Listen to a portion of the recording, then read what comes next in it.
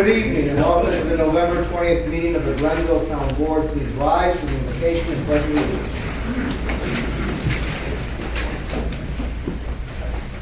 Please join me in prayer. Dear God, you are indeed the giver of all good gifts, and we come together this day to seek your wisdom, your guidance, courage, and strength. Be with us in our deliberations and help us to be wise in our decisions that we make for the good of all those who have placed their trust and confidence in our leadership. Give us insight to lead with integrity, that our decisions may reflect that which is right and good. Help us to make decisions that strive to be for the good of all, and guard us from blind self-interest. Finally, dear Lord, grant us the humility to always seek your will, and in all that we say and in all that we do. Amen. Amen. Pledge allegiance to the flag of the United States of America and to the republic for which it stands, one nation, under God, indivisible, with liberty and justice for all. Please call the roll.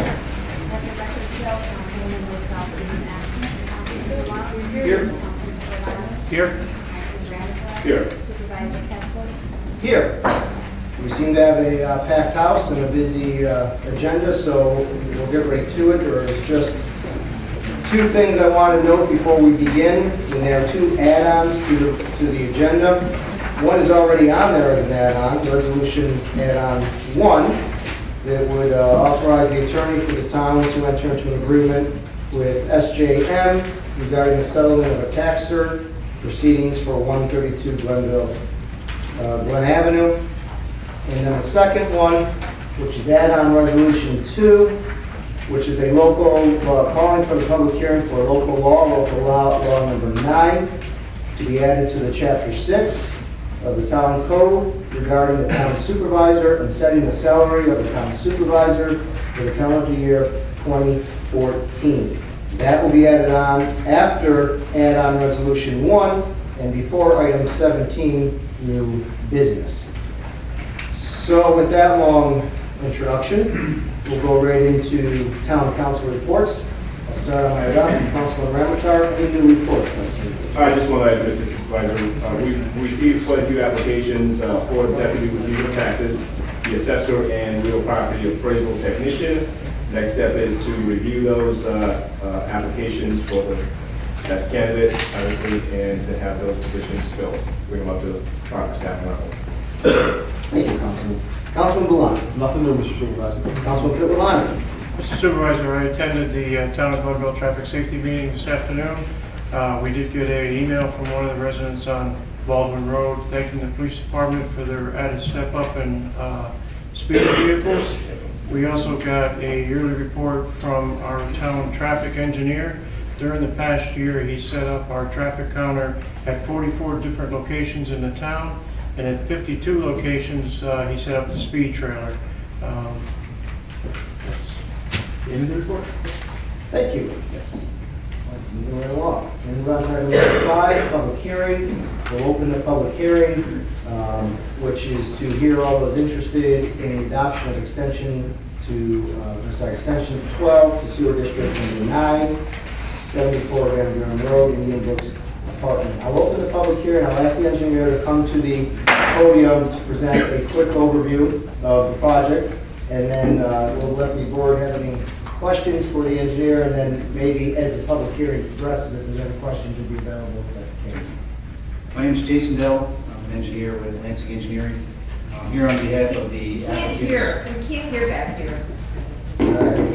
Just speak into the My name is Jason Dell. I'm an engineer with Lansing Engineering. I'm here on behalf of the applicants, Dawn Homes Management, for the extension 12 to sewer district 9. The proposed sewer district extension would allow for the Indian Brook apartment complex to connect to the municipal sewer that's located along Route 50. The sewer system proposed will include both low-pressure force main as well as a gravity sewer system that will accommodate the apartment complex and will connect into the system on Route 50. So I'd like to answer any questions you may have. Anyone have any questions? from the board? None, we'll go on with the public hearing, and if there are any, we'll call on you. Thank you. Anyone wish to be heard on this matter? Anyone wish to be heard on the matter regarding the extension 12 to Sewer District 9, Indian Brook Apartments? Going once, going twice. Oh, sir, wish to be heard. Come on up. Thank you, Mr. Supervisor. You're welcome.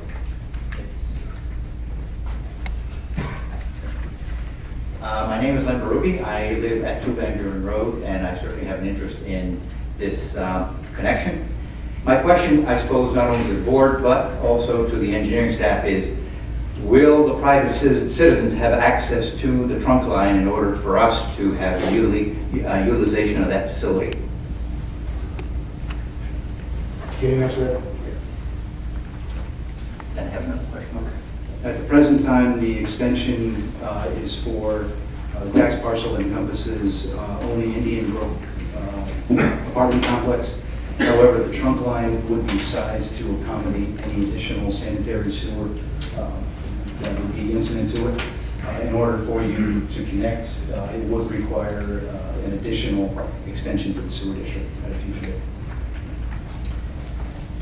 My additional question is, in order for us as citizens, realizing that the aging aspect of our septic systems in this area, and I can speak for myself because I've been in my home now since 1978, and I've since had 3 major retrofits to my septic system. That being last year was one of the last investments that was involved in it.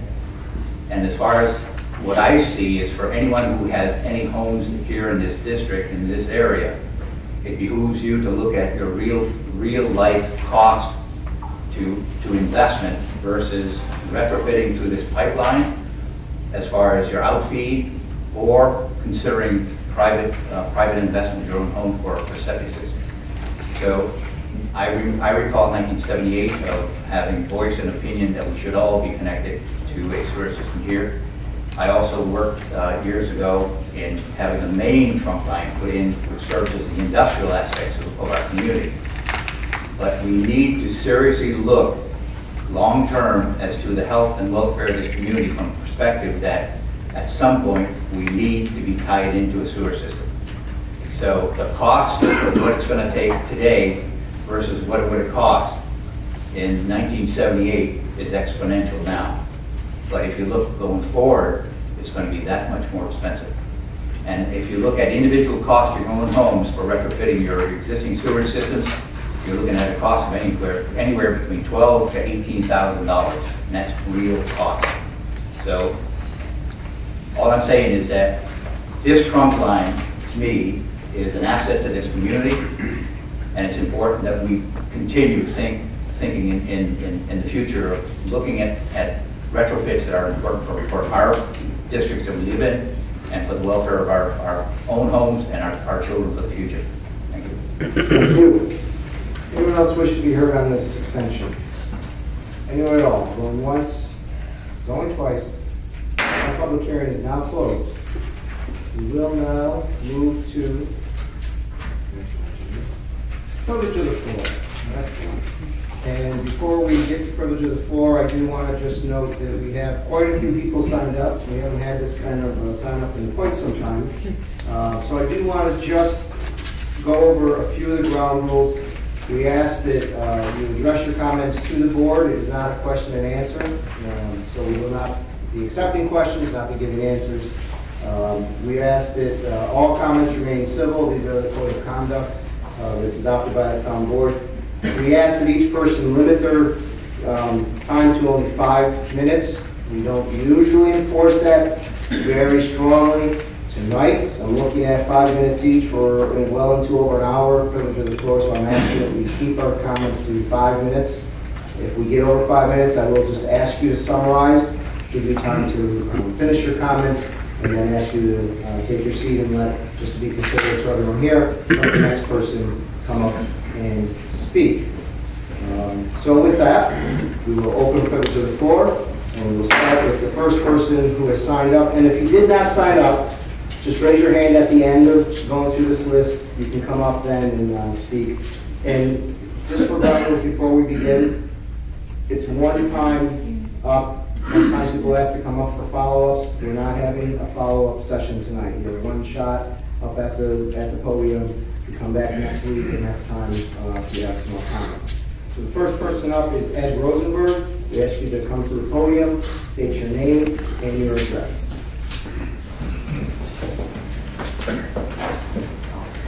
Hi, my name is Ed Rosenberg. I live at 86 Walden Road in Glenville. And I'm here to express my concern for what I've seen in the newspaper about the supervisor plan to turn this recently re-elected 4-year term as a part-time supervisor into a full-time position with a $63,000 raise, and I'm assuming benefits that you don't have now that you would probably get again. I don't know that for certain, but I'm assuming that. The preliminary budget has already been presented for public comment and has been accepted by this board. The salaries of the town board have been submitted in your preliminary budget. Town law 27-1 is as follows. The town board of each town shall fix from time to time the salaries of all officers and employees of said town, whether elected or appointed, and determine when the same shall be payable. The town board shall not fix the salaries of the members of the town board, an elected town clerk, or an elected town superintendent of highways at an amount in excess of the amounts respectively specified in the notice of hearing on the preliminary budget published pursuant to section 108 of this chapter. So it is clear, I'm assuming you're not going to break the town law and that there's another plan, which is probably what has now been added as new business, the local law add-on. Section 27 of the town law forbids increasing the supervisor's pay after the budget hearing has come and gone. So I'm sure there are other ways to get yourself that money, that extra money that you're looking for to get the full-time job and to get away with it, but why would you? Why wouldn't you allow the public to bite at this apple? And I'm hoping that your public hearing that you're scheduled, I'm hearing that there's something else now in the 5 o'clock news, that there's another hearing that may be scheduled. Mr. Supervisor, you've spent almost 6 years on this board, 4 of them in your current position. Are the taxpayers to believe that upon hearing of Mr. McFarland's recent retirement, you suddenly got an epiphany that you should be doing his job and should be compensated accordingly? Or is it that as you said, that you said, that you're just taking the opportunity as it presents itself for the betterment of the town operations? Why don't you just have the board appoint you to Jamie's position and you could resign your supervisor position? Or maybe the board can ask for resumes from qualified candidates and the town can hire the best person for the job. And maybe that's you. There's no rush. You can do this the right way and allow the taxpayers to be involved. Elected office to town board should be considered to be a privilege and not a right. It often involves sacrifice, and seldom are the board members compensated entirely for their efforts. The supervisor already receives a stipend for the additional work that he does compared to the rest of the board. That is supposed to be done as a public service and not for personal enrichment. Thank you. Thank you, Mr. Rosenberg. The next person actually was kind of snuck up ahead. I didn't see it because it was in the header. Is Michelle Draves was the first person actually. Sorry, I missed that, Michelle. Ran out of room at the bottom of the sheet. Busy students. Oh. Hi, my name is Michelle Draves. I live at 38 Country Fair Lane, and I'm also here to speak about the change in status of the supervisor from a part-time salary to a full-time salary. My concern, as is the same with Mr. Rosenberg, is the epiphany that happened the day after Election Day. We are finding it a little hard to believe that nobody knew that this was in the works and automatically decided that you were giving yourself a $63,000 a year raise. I wish I could do that. That would be fabulous. And I've noticed in everything that's come out, all the articles, all of the periodicals, it basically seems like Mr. McFarland is still going to do everything that he does now, but now he'll be paid part-time and probably collect a pension. You would collect his salary and still be our supervisor, but there's a big hole in the middle of who's going to handle HR, or are you hiring somebody else to do that, which therefore isn't saving the town a dime. And you knew what the salary was for your position when you ran for it 4 years ago and when you ran for it again this year.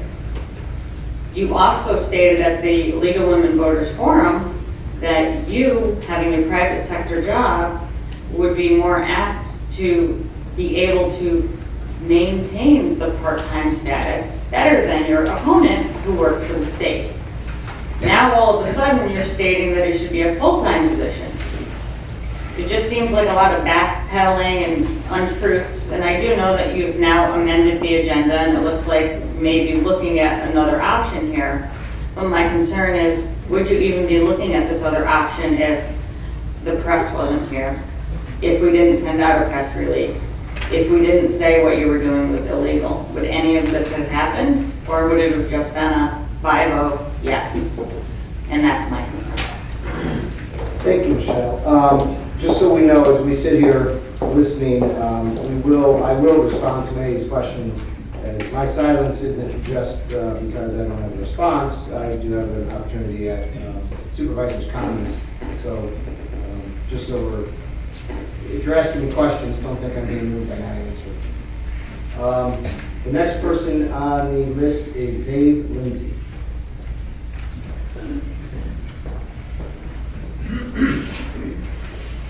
Good evening, and thanks for the opportunity. I live at 14 Red Coach Drive in the Village of Scotia. I would like to speak in favor of making the supervisor a full-time position because of all the work that is necessary with the job. Very few of the towns and villages in our surrounding area with their mayors and supervisors are part-time anymore. It's because it is complicated, it requires a lot of time, and it's no longer a part-time position that lends itself to giving it everything that it needs part-time. My reason for supporting this is because of all the economic development that's been done and in the works. I would not want to take a chance on breaking stride with that, with losing Jamie as a full-time employee. It's important to keep the same people involved at a high level with all the relationships that have been made over the years to make this all happen. The other thing is the voters in the Village of Scotia and the town of Glenville have spoken loudly. Several elections now, they have voted for this board overwhelmingly, and they have put their trust in these folks to make the right decisions to represent the town of Glenville. And I believe they're the right people for the job, and the decisions they make, I trust fully. Thank you. Thank you, Dave. The next person on the list is Charles Brown.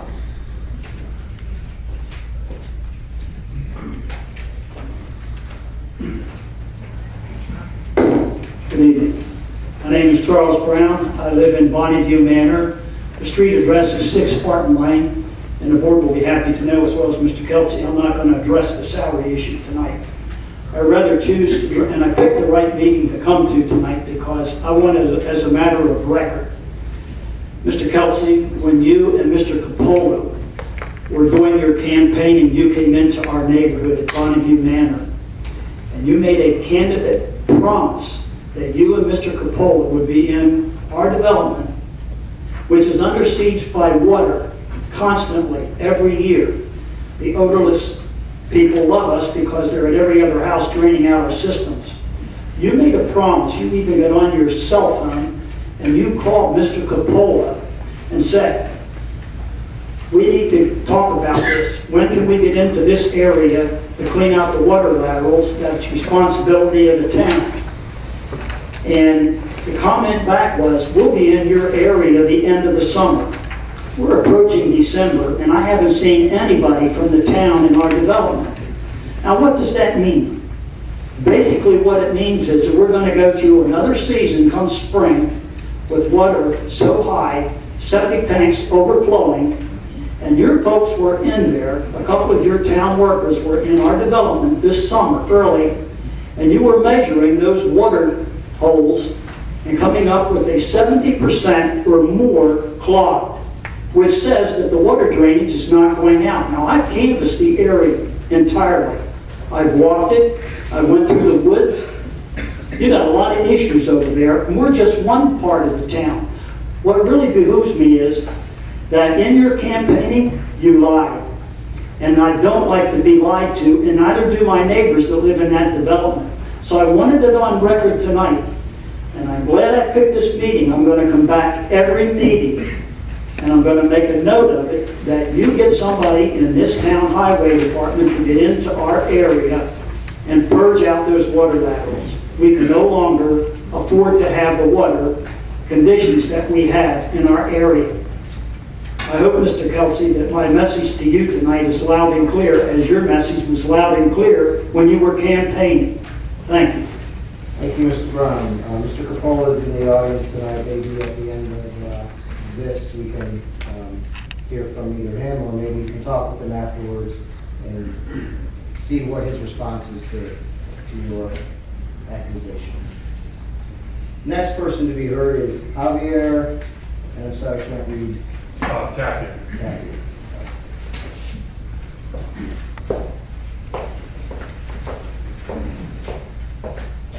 Thank you very much, Supervisor Ketzley. I live at 10 Pinewood Drive over here in Glenville. I'd like to start off by, I think I speak for many people here, and first saying thank you to Jamie McFarland for 27 years of service to the town of Glenville, for helping make Glenville a great place to live, a great place to work.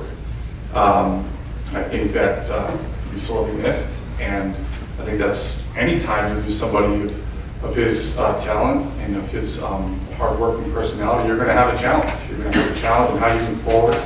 And I think that's one of the concerns that I have and that many folks have is the biggest concern is how do we keep this positive momentum for Glenville going forward? How do we best do that? How do we best keep the economic development of the town going forward? We've seen, obviously, just down the street, a lot of the evidence of that over the last few years, and we need to keep that going forward. I think Supervisor Ketzley's comments earlier this week in public presents a practical solution to a difficult problem, which is how to replace talented people in a short period of time so that you don't lose that momentum. How do you make that seamless transition? I think Supervisor Ketzley's comments also included, in addition to Jamie, about half a dozen, maybe a dozen additional retirements that are on the horizon, which would present a huge challenge to any new director of operations who would potentially be coming into the town from the outside. So I think filling that talent void from within is a practical way to proceed. So thank you very much for your suggestions, Supervisor Ketzley.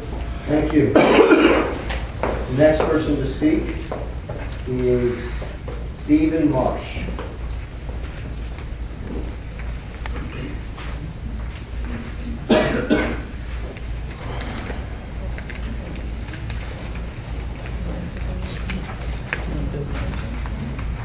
Good evening. Everybody here? Yes.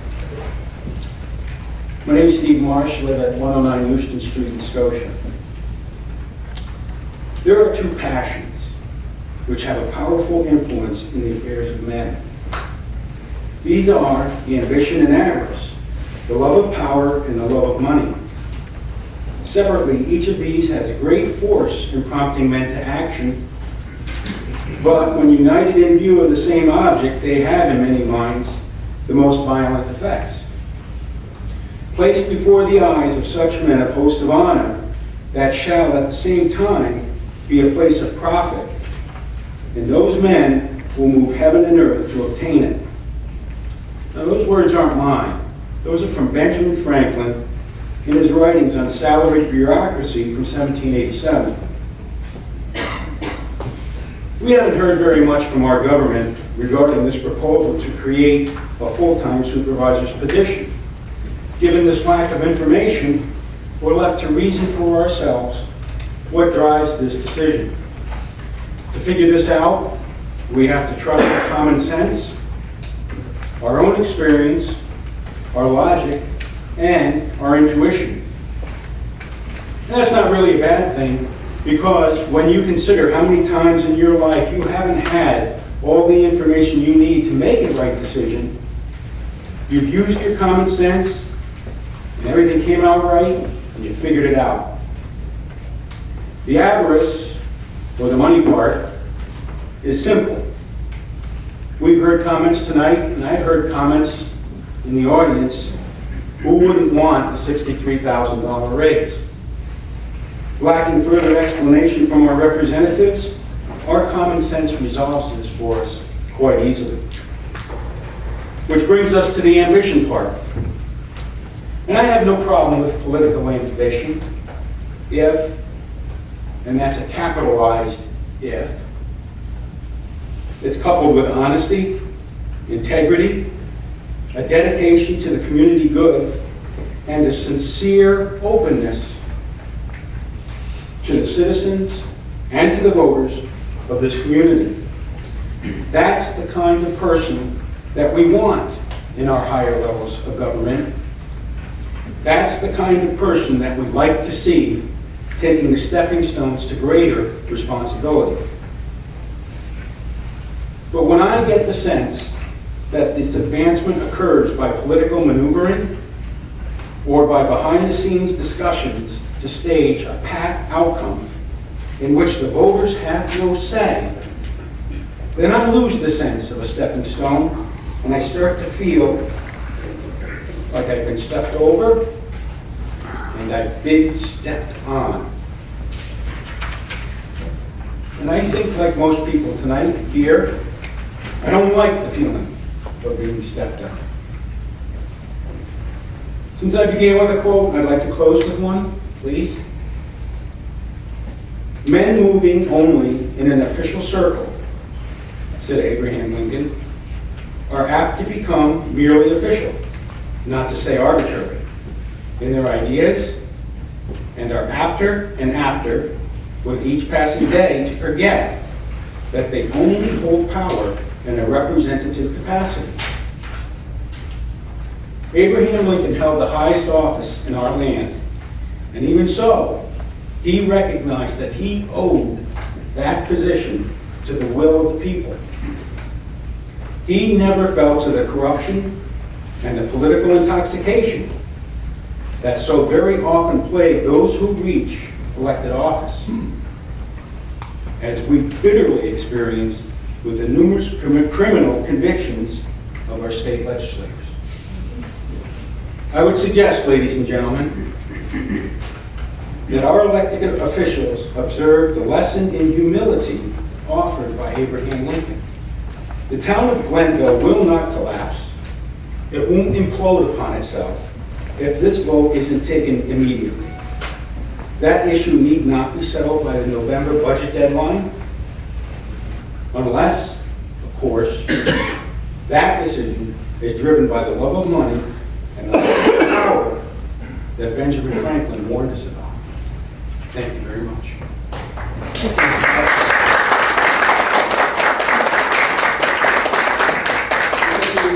Closest to 5 minutes, that was 4:56, excellent, well timed.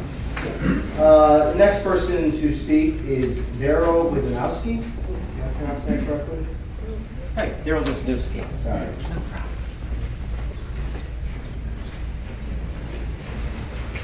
Hi, my name is Daryl Wisniewski. I live at 18 Lower Wood Drive.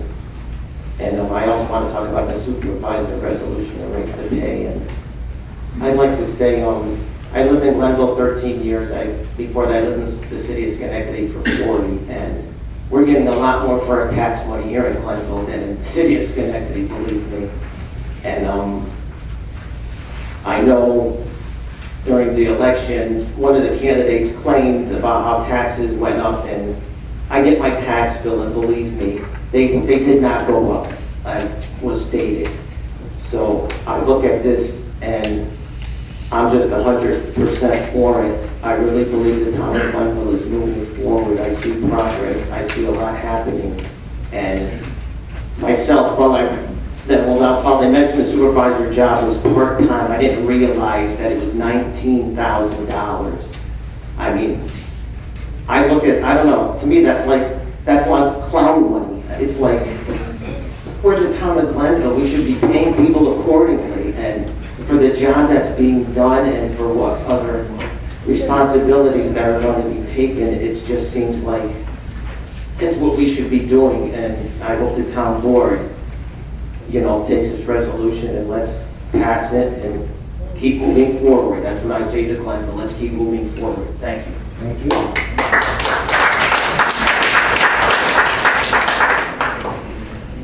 The next person to speak is Jason Plank.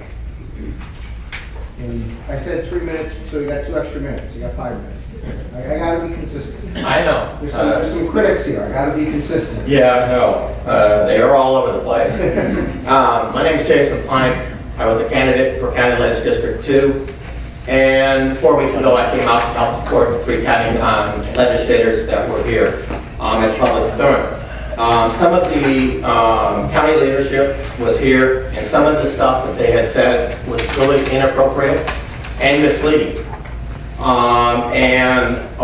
They said one of them is where the Glenville taxes are getting high.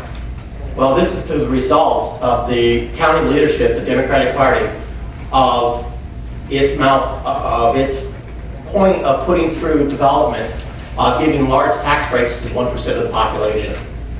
And if you go through some of the pilot programs that has been done, they have put out pilots that have not yielded jobs. They said they claim they have 6,200 jobs. It hasn't been there. They've been transferred from Rotterdam to the city of Schenectady, or from Wolf Road down to there. I mean, even last week they reported, hey, we're going to create 20 new jobs because we're going to bring rail-X to downtown Schenectady. No, that's 20 jobs that was over in Rotterdam. And they're going to count that as 20 created new jobs. It's not.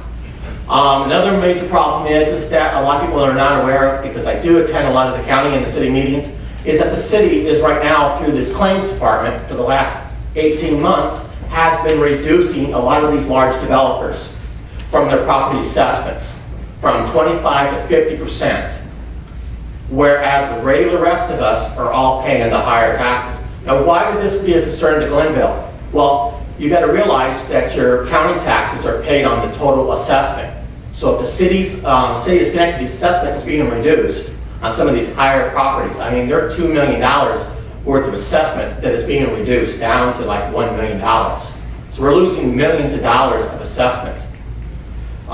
So, you know, we need to take a look at, and I'm hoping that this town will start looking at a lot of these assessments and urging its leaders within its 5 county legislators to not approve these assessments that are happening, because the county can do it. The school district doesn't have the authority, but the county does. Can object to the assessment. If the assessment is off that much, then a reassessment needs to be done with the whole entire city. Another major thing is that Metroplex hasn't been in this town of Glenville. And that the supervisor, part-time person, needs to be able to become some kind of full-time person, so that way you can bring more metro projects. Well, that's kind of misleading, totally wrong. Because the report in February of this year had a 2012 report. That 2012 report reported in Glenville 9 different projects that Metroplex did. Whether Metroplex has the authority to go outside the city, well, that's here nor there. We're just going to use the county leadership in their things. 1, former Kmart site, now Target. 2, GSA, former Naval Depot site. 3, Disman's Fabricators. 4, Adirondack Beverage. 5, D&H Holdings. 6, Scotia Plaza. 7, Baptist Senior Assisted Living. 8, Glenwick. 9, C-130s to remain at Stratton Air National Guard. And in the village of Scotia, which is part of you guys, 2 projects. The old McDonald's site they cleaned up, and number 2 was new apartments in the village. That's a total of 11 projects that Metroplex has come out. The last 10 years, the Democratic Party and the county leadership has been in control. Metroplex has received well over $80 million in sales tax agreement. What the actual question is that the towns and villages have received 20% of that, about $16 million. The actual question should be, where's that $16 million? And then where's the job creations out of that? That should be one good question. But the other main thing is that also too is that some of this stuff that's happening with minorities and so forth is the lack of hiring, the discrimination within the county leadership of refusing to hire minorities and persons with disabilities. And we also have an article from the Gazette, Sunday, May 1st, 2011, a few minorities on the payroll. And it goes through some of the stuff that's happening within that. Also too is that in February of 2012, on Valentine's Day, the Democratic Party and the county leadership delivered us a nice discrimination. And I have said this in the last 5 public hearings, that the county attorney at that time, when he did the PLA, committed legal malfeasance. And I've said that before him, and he's been in the room of the county legislations. And I will continue to keep saying it. The Glenville nursing home has lost from 2005 to 2011 over $80 million. And just in 2011, it lost 14.5. The documentation from the state comes back and has said that they were supposed to go into the nursing homes and do evaluation. They've refused to do so. And that's up to the Dear Medicaid letter here. Another thing, some of the stuff that's happening at the budget. Mr. Flake, I'm sorry, I just have to ask you something. I'm sorry. Summarize, some of the other stuff is that the county, you guys need to take a look at, is some of the budgeting problems that the county has and not paying for. One is the bond anticipation notes for the Glenville, and they haven't paid the last 3 out of the 4 years the pension plan for the county. Thank you, Mr. Flake. I appreciate it. Thank you. Thank you. The next person on the list is Vicki Ramatar.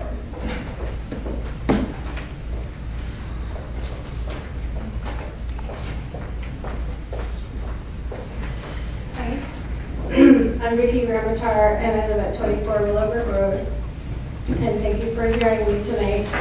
I'm a resident of Glenville, and I have been for 20 years this December. I'm here in full support of making the supervisor position full-time, and this is why. It's about alternatives, I think.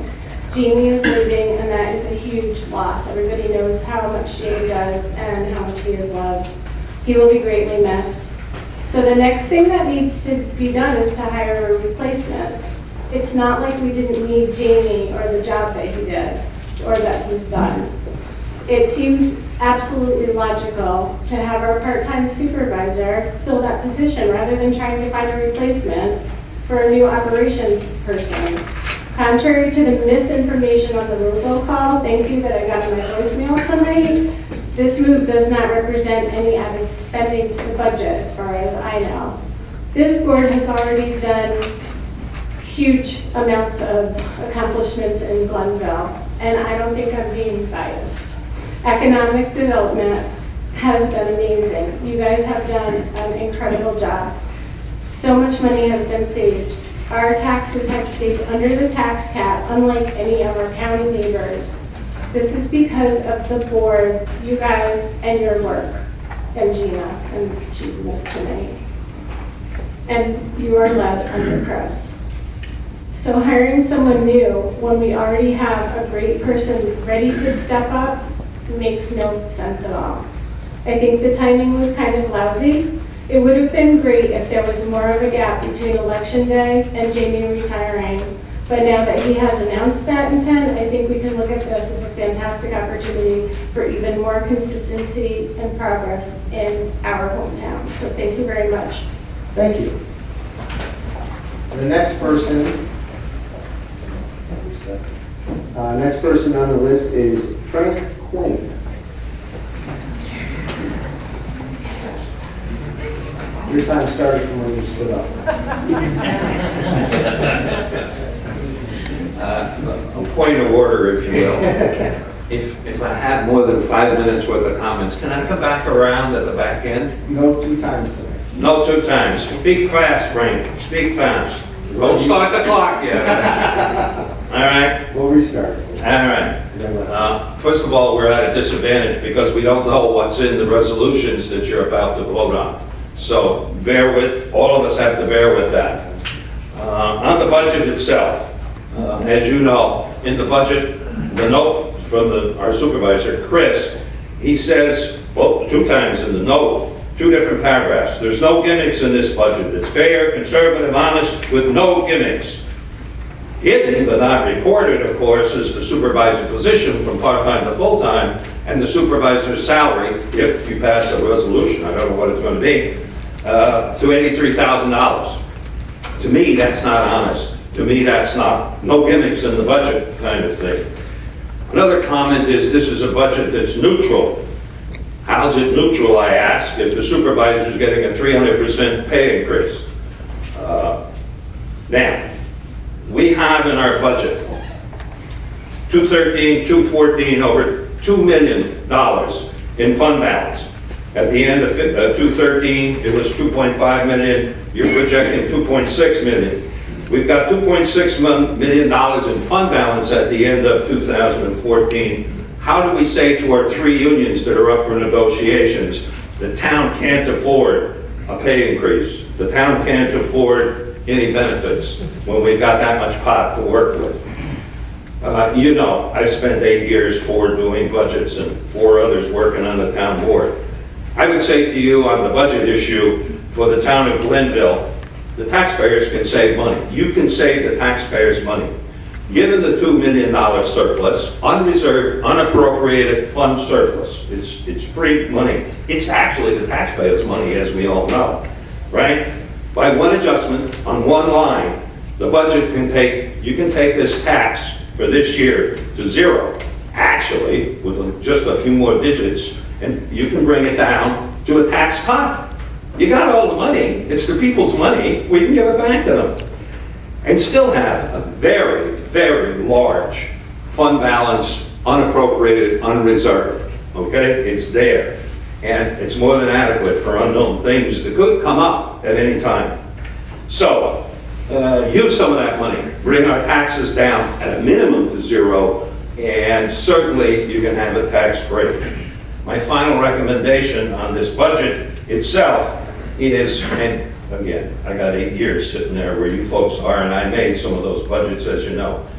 Absolutely, the town supervisor's salary line should be the $19,000 that's printed in the preliminary budget that you're going to vote.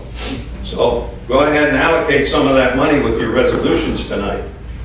I offer to you a caution, maybe 2 cautions. First of all, if you pass this town budget with a part-time or with a full-time town supervisor at a salary of alleged $83,000, don't be surprised when the voters petition the town to force a referendum, because there'll be enough people interested, I assume. And all 5 of you that are up there are going to have to face the tune when that referendum comes around. Might be a firestorm, an outcry, and it's going to be a lot of effort and a lot of work on you, and a lot on you folks, for you as elected officials, also for your Republican Party.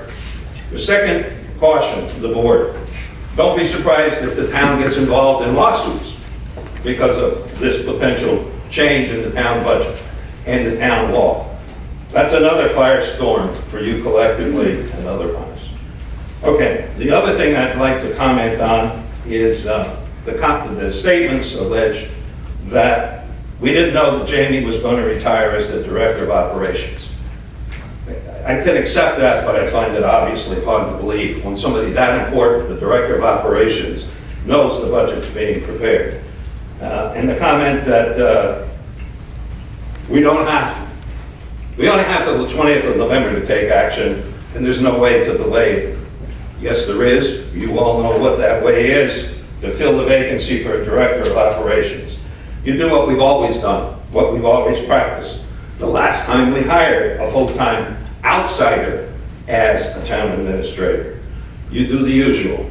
You make a motion, the resolution, you prove it, and then you put it on up, and you have a public hearing, the public talks, everybody gets their hearsay, and you go forward.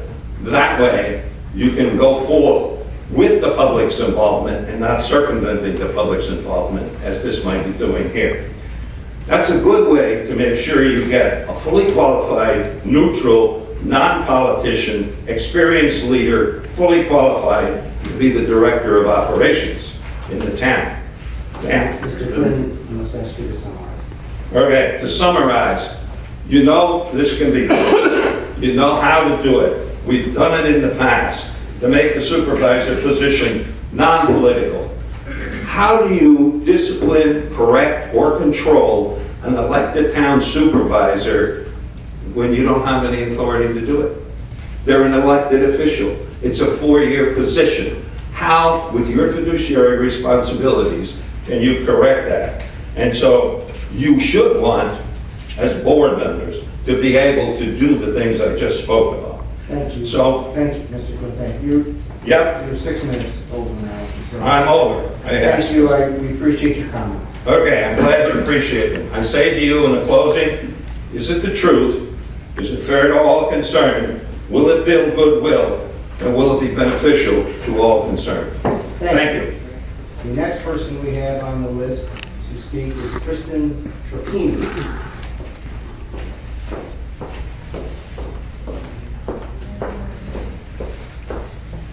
Thank you. My name is Kristen Trapini. I live at 322 Lark Street in Glenville. What I think is most interesting to me tonight, and I've been scribbling notes furiously, is I feel like I've learned more about this decision tonight, listening to the public comments, than I have in any sort of official or public manner that was endorsed or promoted by the board. And listening to Mr. Lindsay, Mr. Wisniewski, and Ms. Ramatar, hearing that there's retirements that were in play and all these things, I don't feel like the public is informed about any of this. And as Mr. Marsh was saying, we have a preliminary budget, it's been approved, we have line items that have been presented to the public and have been approved.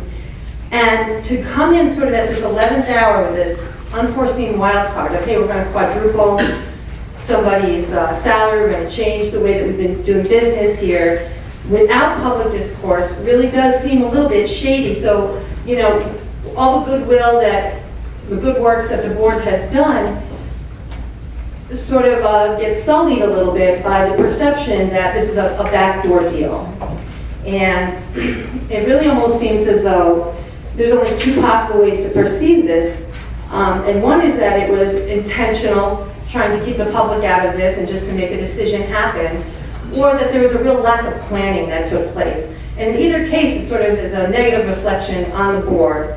What I'd like to see is have some faith in the community that we will listen to the concerns and the needs as presented to us by the people who we've elected into office, present those things to us, and have a referendum where the public can participate, at least in some level of discourse, have some information, and then participate in any changes that are going to take place in the governing of our town. Thank you. Thank you.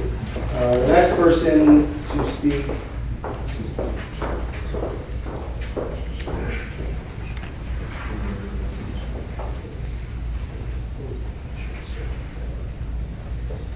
Okay, so the suggestion from the town attorney is to read the add-on resolution so people understand what they're talking about, because it seems to be a lot of people are kind of not sure what's going on here. So we keep hearing the same thing over and over again. So I'll read the resolution, the add-on resolution, so everyone understands that there is a local law process that we're going through, that there's going to be a public hearing. We all know that this is going to be the process, so maybe going through the rest of the comments, we can short circuit that particular comment.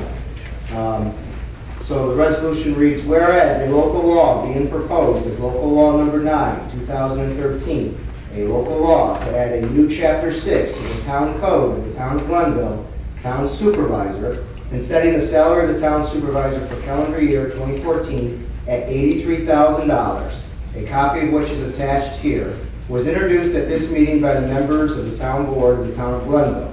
And whereas the town board wishes to hold a public hearing with respect to the adoption of that local law, now therefore be resolved that a public hearing be held by the town board of the town of Glenville with respect to the adoption of the aforesaid local law at 7:30 p.m. on December 4th, 2013 at the Glenville Municipal Center, 18 Glen Ridge Road, Glenville, New York.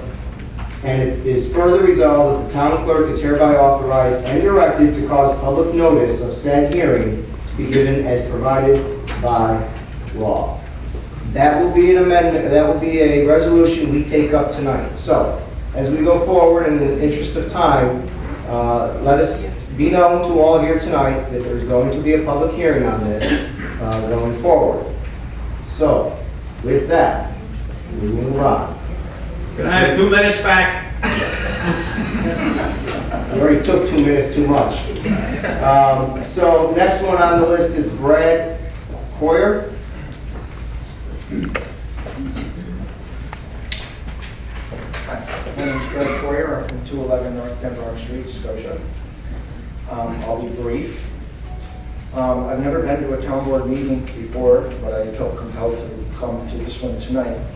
Mr. Supervisor, if it was such a good idea for the town to make your position full-time, my question is, why did you not promote it as part of your campaign strategy?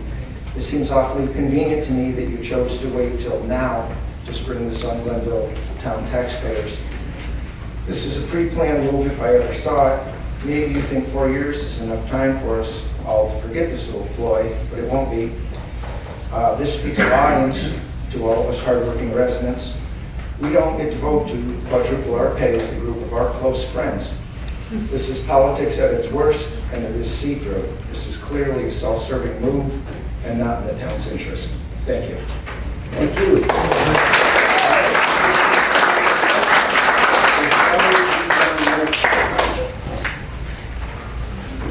Next person, we're going to please hold outbursts of applause because we're going to try to have some move through here pretty quickly.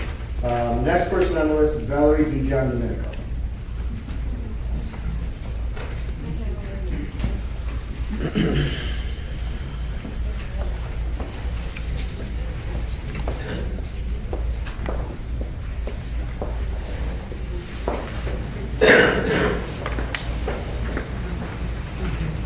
Good evening. I'm Valerie DiGiandomenico, 2 Via Del Zado, Scotia, New York. In an effort to cover several subjects, I have jotted down some questions and concerns and will be bouncing around, so please bear with me. Do I think we need a full-time supervisor? Absolutely. In the past, when we had a town administrator, the town saw a smooth transition in the development of Lowe's and Freeman's Bridge Road, direction in town hall departments for various inquiries, etc. Basically, someone watched and managed the town hall when it was open. In the past 4 years, I have witnessed, after many years in an elected receiver of taxes, this position became a part-time approved term with an assistant. The previous controller, who was in that position for many years and instrumental in the town obtaining a higher credit rating, was terminated and replaced. Please excuse me, I have a sore throat, so I'm having a problem speaking. The town assessor, who did not receive benefits, which are roughly 50% of one's pay, saved the town money but was not reinstated. At times, when the town hall is open, various department personnel are not available to answer the public's questions. This is attributable to too many people being out at the same time with no coverage or cross-training. In addition, I have attended several board meetings which were very short and to the point, with not much room for discussion, as the whole town board is one-party based. More seems to be determined behind closed doors in executive sessions. Now to the major issue. How conveniently that the day after the election, the Director of Operations announced he was going to retire at the end of the year. After 27 years with the town in various positions, was he really the right choice to run town hall the past 4 years? Our previous town administrator held qualifications that enabled him to oversee the daily operations of town hall and administer the various departments on an unbiased manner. For example, I called the town hall to inquire when and what channel the town board meetings were televised. No one knew the answers. I was told to call Time Warner, who in turn said they had nothing to do with the scheduling. Do we need a part-time position to handle parks and senior services? I do not think so. At the present time, a paid part-time director for the seniors oversees the day-to-day activities of the senior center. In the past, the senior services were also under the highway department's list of duties. The town has a wonderful Parks and Recreation Committee that reports directly to the town board for recommendations and concerns. Do we need another layer of paid management? Let's do away with the paid patronage jobs and install an active ethics committee that addresses nepotism and other personnel concerns. Let this board approve the budget as it was presented to the public with prior input to it. If changes have to be made in the future, do so then. Let's not make hasty decisions we may regret in the future. Stop, think, discuss, decide. You answered my final question as to whether the town board could eliminate an elected position and make the supervisor's position full-time without a referendum. And I would also like to say that I'm a registered blank with no political connections. Thank you. Thank you, Val. The next person to speak is Catherine Burns-Smith.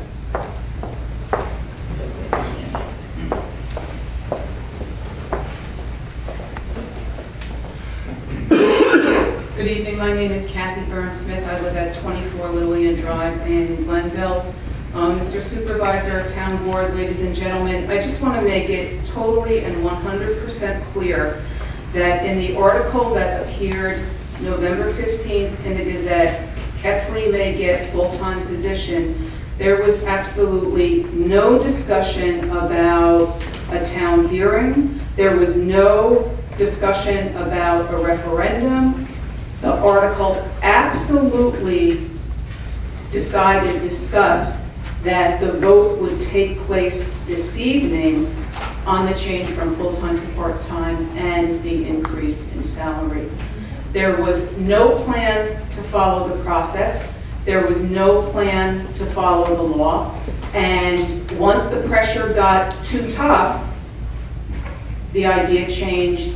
And now we have a town supervisor who's going to follow the law. Apparently the town board is going to go ahead with following the law.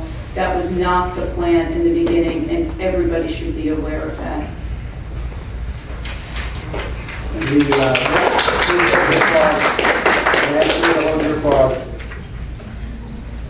And I will address that because it wasn't accurate, and we'll talk about that shortly. Not unusual. Yeah. The next person on the list is John Keene.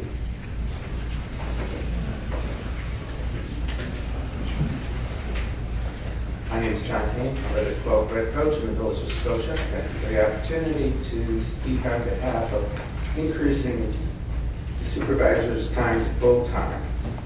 I think in my mind, if I want to sell a house, if I want to go to a doctor, if I want good leadership, I wouldn't go with a part-time person.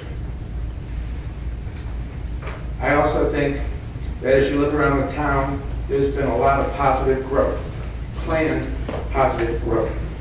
If you look at Glenridge Road, the changes are there in participation of more growth. I think the same has to be done here in town government, whereby we need to look and make sure that the management of the town does grow along with the town. It doesn't, although the town is doing quite well now with the plans, that's because of careful planning. And what I would suggest is that we seriously consider the full-time supervisor position. That increase, as we grow, there's an increased need to continue partnerships, whether it be with county, state legislature, federal government, business leaders, and voters in the community.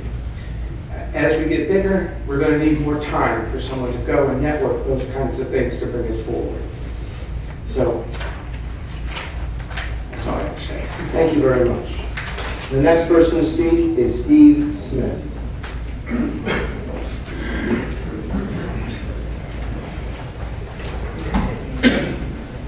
My name is Steve Smith. I live at 24 Lillian Drive, and in disclosure, my wife is Kathy Smith, just so you all know.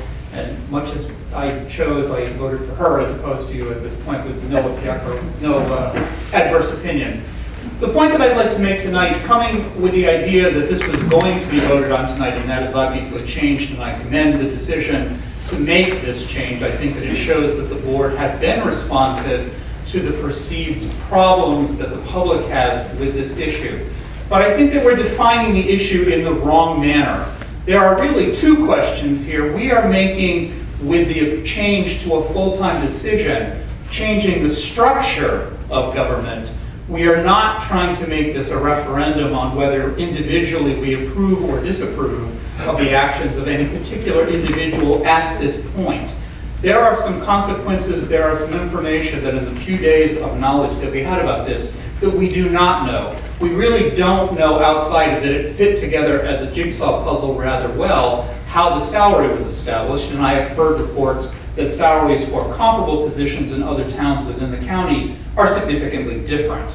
There's a question as far as the future of the structure. Assuming that we had a full-time supervisor, it would be difficult for anyone making a determination that they wanted to run for office in 4 years or 8 years, depending on what happened, to make the step back to say that they believe they could do the job on a part-time basis. So we're looking at a structural change. Now, I'm not arguing that the decision is necessarily obvious, but we're overlooking those kind of questions. So I don't view this as a referendum on the current supervisor. That's the second part of the question as to whether, if we adopt a full-time position, that's the right person to take the job. And I can make the arguments just theoretically as to why it might be good or might be bad. There's an advantage to having somebody who's looking at things on a policy basis, as opposed to necessarily having to be detailed to the management aspects. Is one of the reasons the initial decision was made, I think, to have the two positions. The same kind of question, again, as I mentioned earlier, of the election, the idea that you have somebody with a great deal of experience, and I want to thank the service that we have from our Director of Operations. I can make the same argument that somebody coming in with a fresh perspective, given the opportunity that we have now, may be an advantage to avoid the problem of groupthink. So I'm glad that the board has responded by giving time for a public hearing and more time for consideration. I hope that'll be accompanied by more information so that an intelligent decision can be made and understood by the public before you make your final determination. Thank you. Thank you. The next person to speak is Kurt Simone.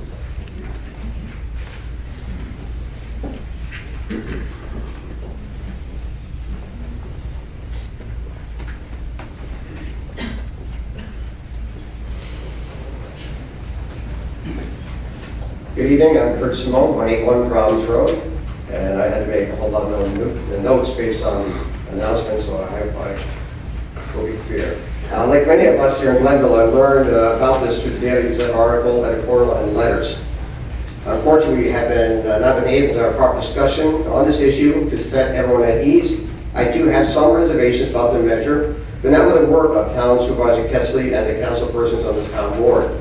As a whole, they have done much to make Glenville a better place for the residents. My reservations are not political in nature, but rather practical and legal, and in no way should be construed as I have lost faith in the town board. I have not. I simply offer my advice for the consideration of the board members who have had little time to consider this issue. I agree that the town needs a 24/7 go-to person to manage the town affairs on a daily basis to assist the town board in its constitutional legal obligations and responsibility to act as the town's executive and legislative authority. Is it better that it be a qualified town manager or the town supervisor who already shares this obligation with the 4 council persons? Town supervisors are not mayors, CEOs alone, but share that duty and responsibility with the entire town board. A town manager reports directly to and is directed by the town board as a whole body. It is straightforward. If the town supervisor is made town manager as well, conflicts can occur when the town supervisor disagrees with the three council persons. The town supervisor would have to act on the direction of the town board and majority despite any feelings to the contrary, which would be very awkward and a difficult thing to do. If the town supervisor is given the duties of town manager, the constitutional, executive duties and responsibilities of the council persons are not relieved. They cannot be changed outside of New York State legislative action.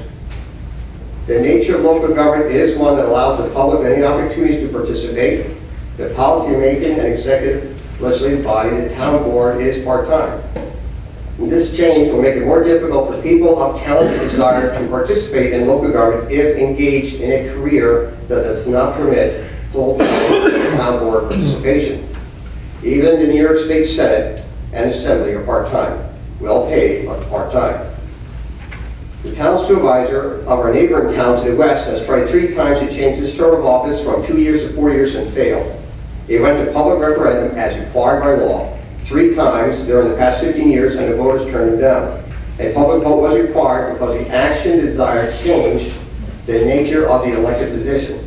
At present, the elected position, town supervisor, is part-time based on law and long-standing precedent. Should we get the blessing of the voters on this, as the nature of this elected position is to be changed? If not, can a person run for and be elected and insist on part-time status into the future? I'm not convinced the town board on its own can alter the nature of an elected position on the town board, but if I'm proved wrong, I would think a specific public hearing would be in order for such an action, and I think that's been addressed. Yes, this is poor timing, and I'm familiar that the budget is at hand now, but I believe that the budget issue can be handled separately from this key decision. You can go ahead and put in your budget, your maximum salary ranges, and then decide at a later date if you want to carry forward with this motion. So at this time, I would recommend that, based on my thoughts above, that the budget approved reflect the readiness to go into either direction, a town manager or for full-time town supervisor, but not take board action to make supervisor full-time at this time. And again, I think that's mute. And I thank you. Thank you, Mr. Simone. Next person to speak, signed up, is Mike Aragosa.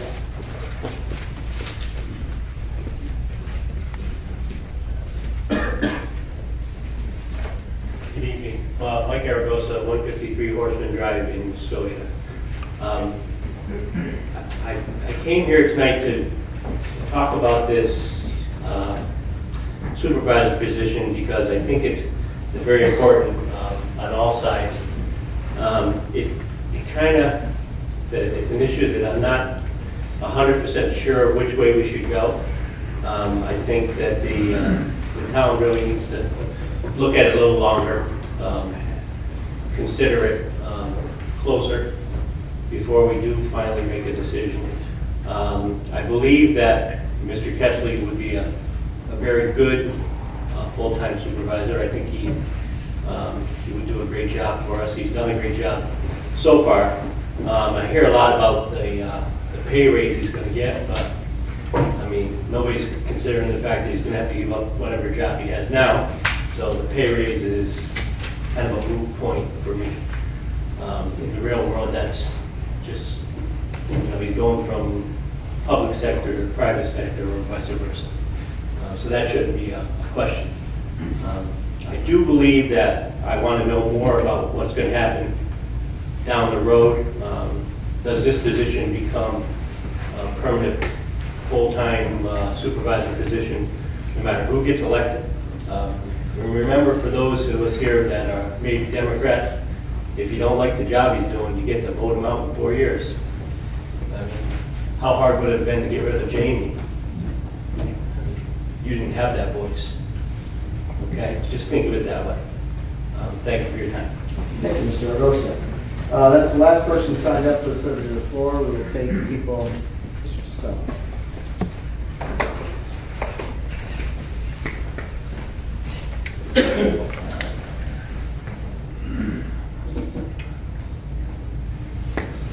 My name's Joe Tassone. I live at 3 Collin Drive in Glenville. I think I will also start with a quote. Winston Churchill, our 13th president, once said, "There are really only two passions that drive people in life, a good steak and football. When you combine those two, the sky is the limit." In all seriousness, looking back at the last 4 years, we've seen awesome development in the town of Glenville through the hard work of the supervisor and the town board. Taxes have been stable. Other towns similar in size and stature have a full-time supervisor. $83,000 when taking into account the decrease of the current supervisor's salary is still a 20%, approximately 20% discount to what we are paying now. This salary is relative, but it also pales into comparison what a chief executive would make running a company, or even some larger towns, with a $16 million budget and approximately 100 people to manage. The town administrator is retiring and not being filled. We all know that being a supervisor is a very challenging job. This is not a raise, like some may say. It sounds like Mr. Ketzley was working this full-time and only making $19,000. The supervisor will have to make some other very difficult career and life balancing decisions and changes to dedicate him or herself to the needs of Glenville. We also want to attract, as a town, and get with the times, attract the right leaders who may decide to run for this position currently and in the future. I think we've all seen what the part-time supervisor results can be prior to Mr. Ketzler's tenure. It is basic necessity and common sense that it's time to make the supervisor's position a full-time paid position.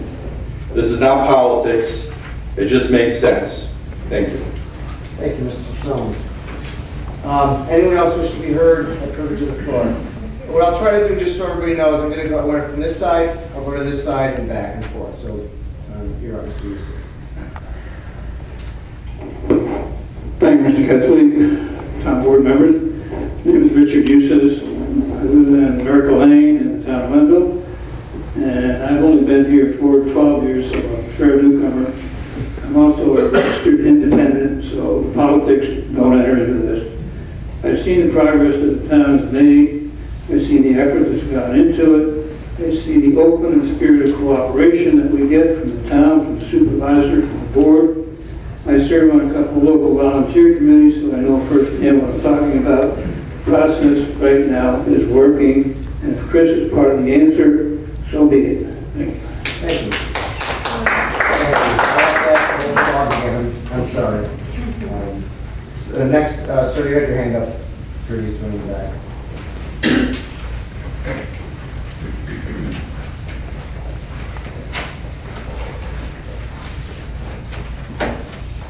Good evening, Mark Raven, 1 Tryon Avenue, Glenville. I'm usually on the other side of this, and I'm also, like this gentleman, forming independent politically, so politics has nothing to do with me. I often find in matters like this that a bit of research is valuable, and not the current stuff, to go back a bit. So I did a little look and came up with something from the Times Union, Wednesday, March 9, 2011.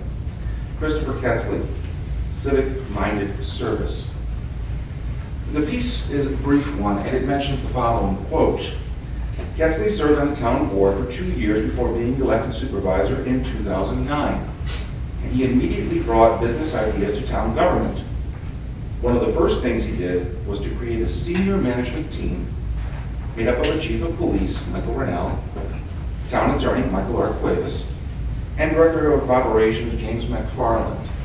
Quote, it's an element I brought from the business world, Ketzley said. The first thing you do is get a team of people that are smarter than you, unquote. That seems rational enough. So I ask, in the last 2 years and 8 months, Mr. Ketzley, what you have learned that you now feel, with Mr. McFarland leaving, that you are now qualified to be a member of this triumvirate. Have you gained some specific or special knowledge? Did you acquire a master's degree in business? In your own private firm, have you posted in the last 2 years outstanding or above average return on equity, return on investment, sales, profits, growth, etc.? What's the rationale here? I'm looking for numbers. I'm not looking for platitudes. It's been mentioned by some here, and I thought very interesting, that the pay raise would be, for you, as proposed, would be in the best interest of this community because of its ongoing development. It makes a lot of sense. We've had a lot of marvelous development here in the community. My compliments to you all. But what I'd like to know is, if you do not obtain your pay raise, will you resign your elected position? And you have the documented evidence. I don't want sources, I don't want maybes, I don't want vocal, I want it in writing of any current development project ongoing in this community that has said, yes, we will leave if Christopher Ketzley does not A, become a full-time supervisor, and B, does not have his salary increased by more than a factor of 3. Just document it. You've got a website. Please put it on that website. I'd like to know the name of the developer, the company, the project involved, and the reasons as to why they will no longer develop if you do not receive an increase to full-time position and an increase in salary. I also found it interesting that it was mentioned that a full-time supervisor is something of a career, and that may well be true. But I submit to you that a town supervisor is not a career. It is a contribution. You are all public servants in the town of Glenville. It's a nice town. I've lived in many towns, and I really like this one.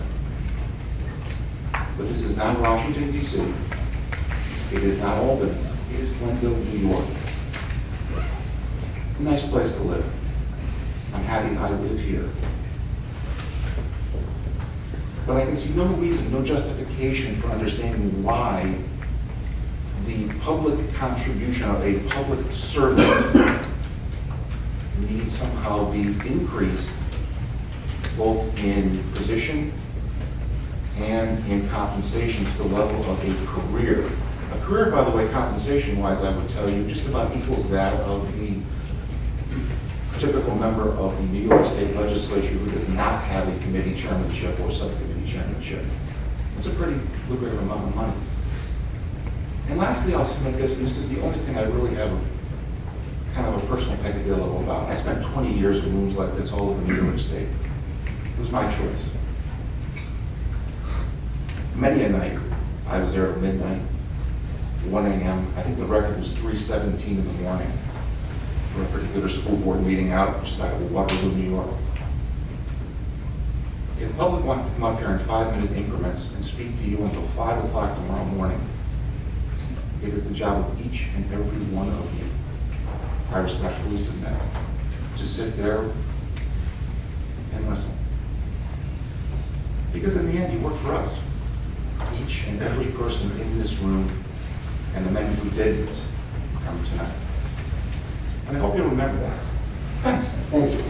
The next person to speak will come from this side of the room, and anyone wish to speak? Yeah.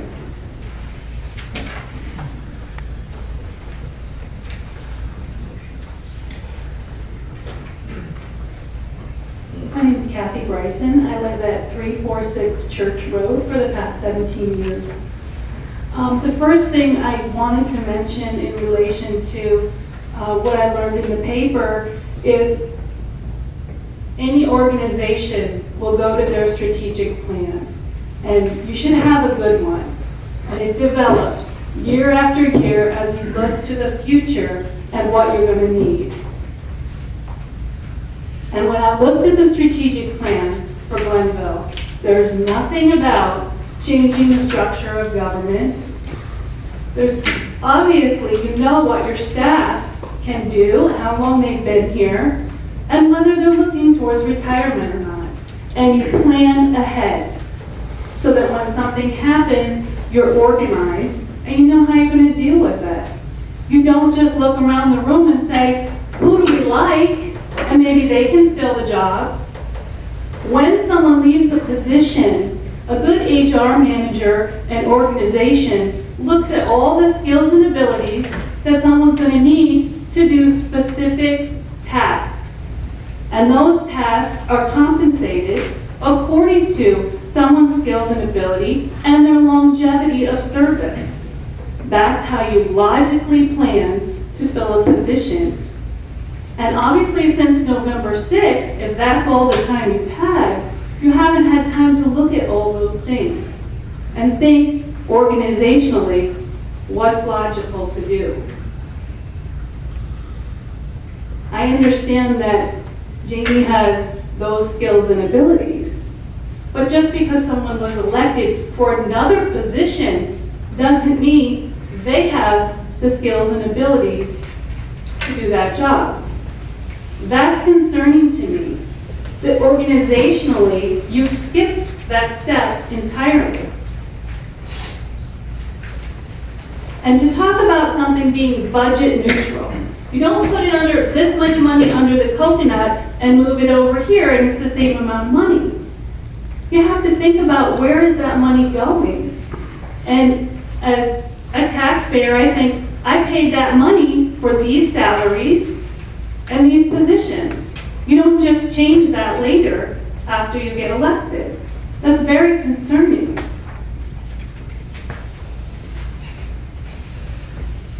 I heard someone say earlier, well, I trust the board. I trust everyone on the board. Trusting someone to make certain decisions and to do certain things is okay, but that doesn't mean everyone in the community has that level of trust. And given what's happened in recent days, I think a lot of people have lost a lot of trust. People have talked about financial development and economic development. That's great. What HR skills does this person need? Managing people is a big job. And I'm a little concerned that as far as I know in the paper, with Mr. Ketzley being in the news in Glenville in the past 6-8 years, that he's had at least 3 different jobs.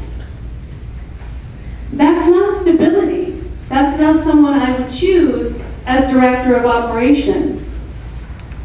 And I find that very concerning. Finally, ethical behavior in government. It's all over the news. And I hope that the members of this board have had some training in that. It's not just something you know out of the top of your head. You might be wise. You said a prayer at the beginning of this meeting for wisdom. Well, get some training in ethical behavior within government. You're asking your attorney for counsel, but every person here should have that training to make the best decision. You can't be part of a decision about yourself when you're going to get a paycheck for it in the end. That's not proper. Thank you. The next person to speak. Please hold. We're going to ask you please hold the applause either side. Let's just listen to what people have to say and move on. Ma'am, please.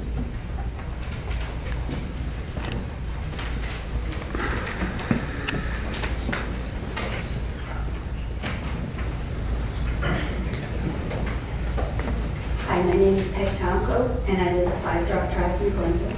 And I've lived there so long that you may have been in diapers when I moved here. I don't have any notes.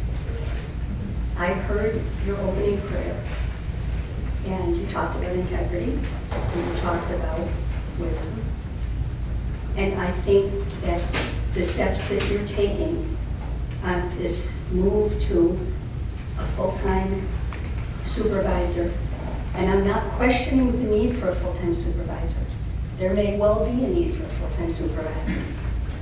The idea that you ran without ever mentioning this after having the job for this time, for the 4 years, would indicate to me that there was a plan that you would bring this up all along, that you knew that Jamie would eventually retire. And I don't know Jamie, and he may be doing a wonderful job. But the fact that you and he never conversed about him eventually retiring strikes me as disingenuous. The other thing I would like to say is, if you're talking, there's law, there's the law, and then there's ethics. The first thing that the attorneys take when they're in law school, the first bar exam to take is an ethics exam.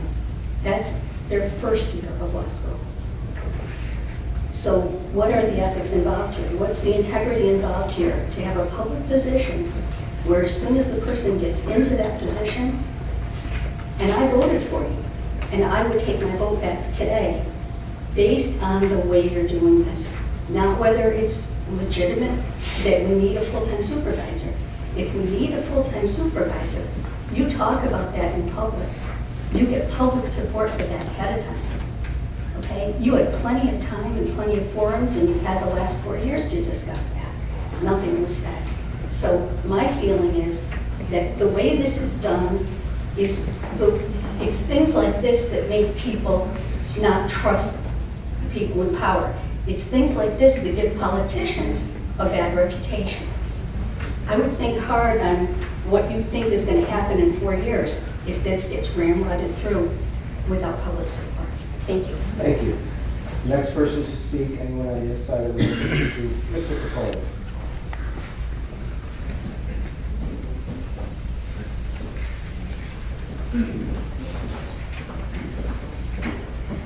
How you doing? My name's Tom Capola. I'm the current highway superintendent. I'm also a resident of this town, lifelong. And, we've heard a lot about how much money we have in the fund balance and how Mr. Ketzley put this position in. And I think we're missing a big picture here. The town that we live in has grown dramatically in the last 4 years.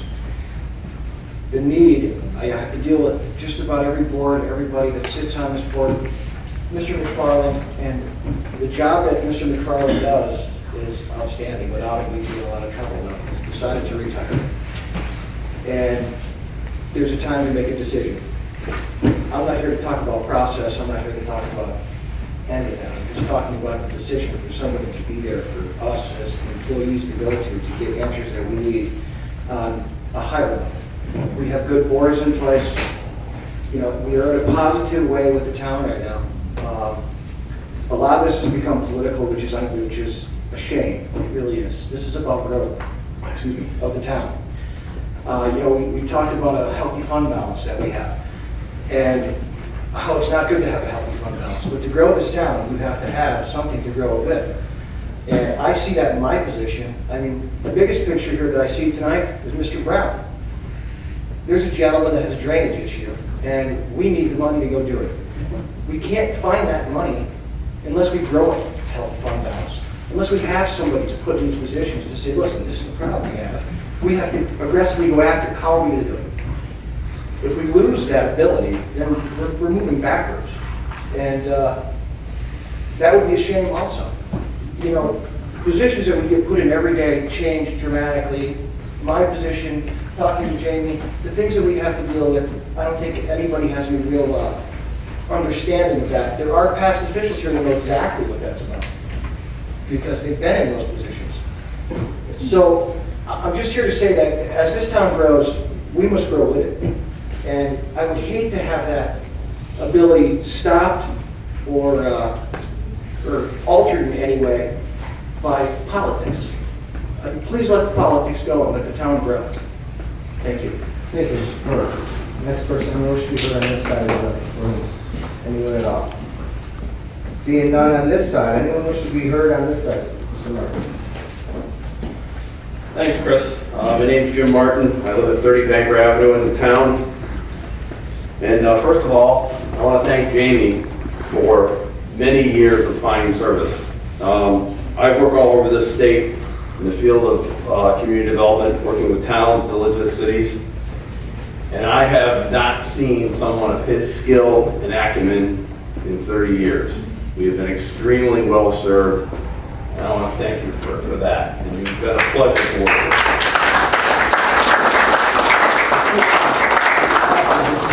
Now, I mentioned that I work with a lot of communities. I also worked in public employment for 7 years in various capacities. And I've heard a lot of people say, well, this needs to be run like a business, and I get that. And in many ways it can. But it is also quite unique in that we are providing a public service. And that is very near and dear to people. We're talking about their homes, their property, things they work all their lives to build are represented in many ways in their properties in this town. And yet, even local government is becoming increasingly complex. There's labor negotiations, sewer district expansions, financing of those things involving millions of dollars of the most important type of revenue, taxpayer funding. And therefore, we need someone with a known skill set. And we have that here. I think Chris has demonstrated remarkable ability as the chief elected official in this town to run this community. And I'm thankful for that. And he's demonstrated in many ways, but I heard the woman talk about ethics. He's done so in an ethical manner. And I feel somewhat nervous about saying, well, we're going to go, I've seen county managers, I've seen village managers, I've seen city managers, and it's a crapshoot. You know, you can do your best, you know, make it a resume-driven position. And it is difficult to find a good person, especially someone of Jamie's talents. So we have a person here who's demonstrated those qualities, and I support this move on that basis. And I see this decision as being low risk and a high return on the investment we're making. And in terms of the salary and all that stuff, I mean, that's easily addressed, and I think that's just nonsensical, headline grabbing stuff. And the last thing I'm going to say, and I'm going to say something of a political nature. I don't like saying this, but it annoys me to no end. Let's talk about the 900-pound elephant in the room here. I had to get a robocall from the county Democratic committee telling me about this problem. Well, in our town, well, I can say for one person, the last thing I want is the long arm of the county Democratic committee coming into this community and telling us how to run our affairs. And I mean that wholeheartedly. And the other 900-pound gorilla in the room here is the person who was giving that message was a person that was defeated by a margin of 70 to 30%. Please. Thank you, Mr. Martin. Anyone on this side? No, we're not doing that.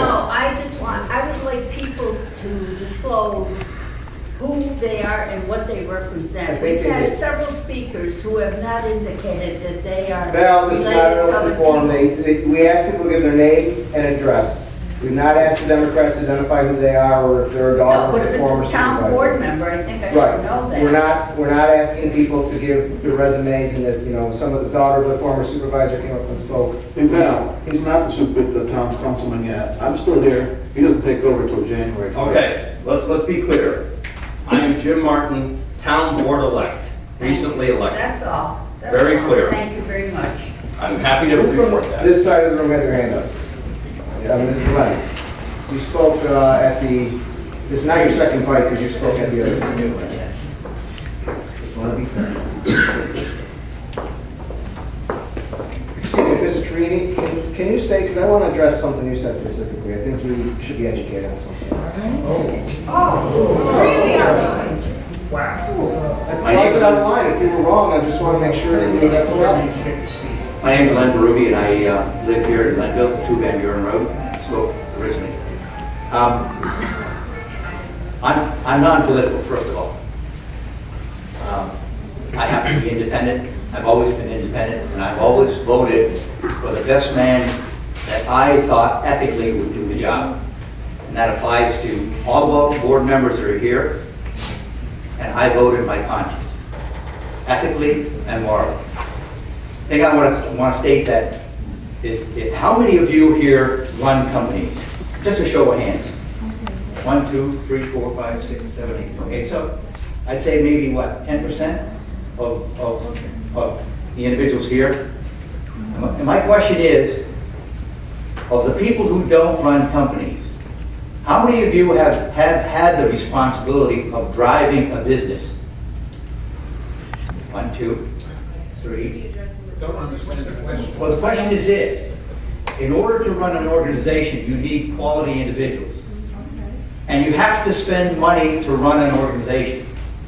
This is not, running a town the size we have, is over 30,000 inhabitants that live here, is a major operation.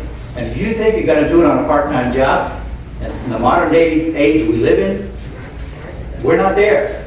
If we want to continue growing, and growth is the way that we limit the cost and taxes that we have to pay, we have to pay for quality people to do the jobs that we expect them to do. So if you want to be penny wise and pound foolish, well, then that's the choice you have to make. But if you're going to run an organization that's going to run very well, and to me, it's not a political issue here. It's the reality of, do we have the right people in place? And yes, they have to do this particular job ethically, responsibly, and within reasonable means. For me, I voted my choice, and my choice is the individuals that sit here right now, and I'm pleased with that choice. You made your choices also, and the future will demand that we make other choices. But right now, the issue is, how do we move forward in the most expedient way with the minimum amount of disruption to this community and to grow? And last and foremost, Jamie, thank you for all you've done for this town. You're one of the shining stars. Thank you. And the rest of the More questions. Okay, so this side of the room, anyone wish to be stirred further?